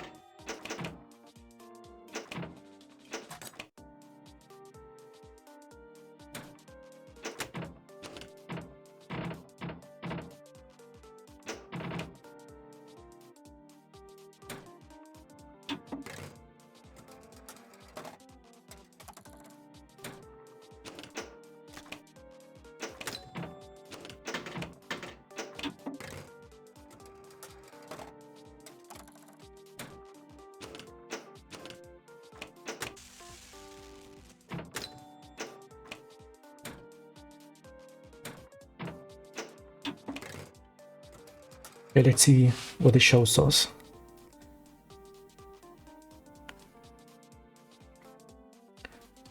Aha, so it doesn't find it.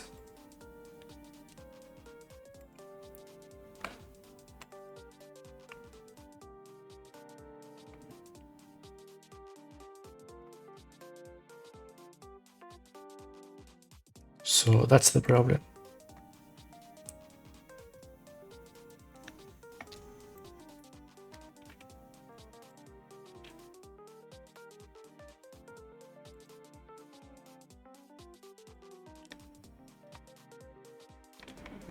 Status name, it should be this one. So I wasn't not finding it then.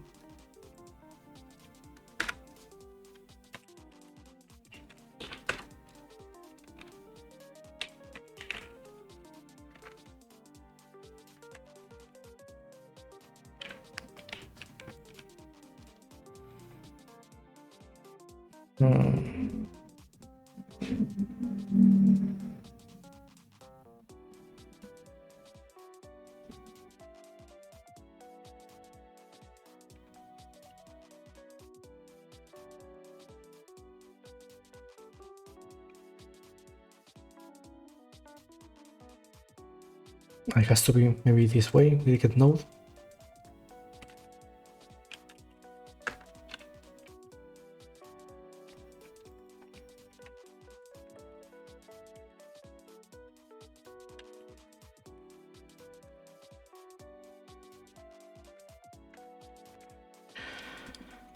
Please tell me it's this.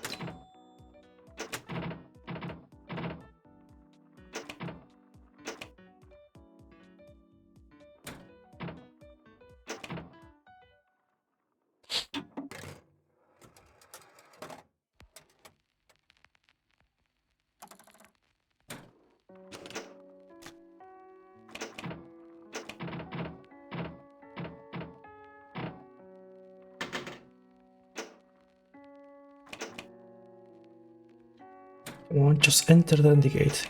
It's all I need.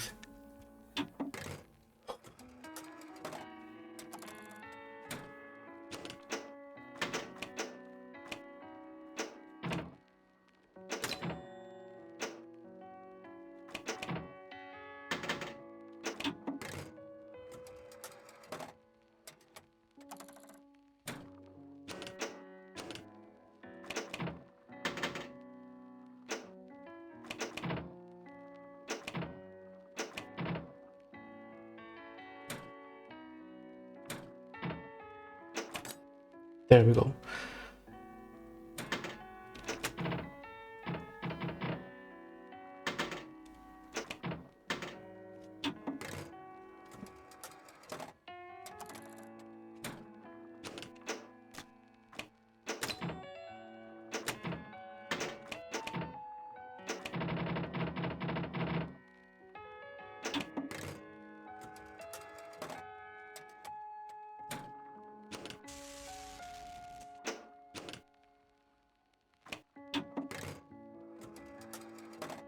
Let's see if this time it'll work. 3, 2, 1, 0. Finally, it works. Then if I try to hit the enemy, yep. Ah, we made it. Okay, now we can say that we have a skill working. Oh man. It really did want us to make progress, but we made it. Okay, so now we can set a shape well done. So I guess all that's left is to find somebody to raid. So let me see. Okay, well before that, I'd like to thank everyone who stopped by to comment, to watch, to lurk, and all of that. Thank you again for the raid. And let's see, who do we send you to?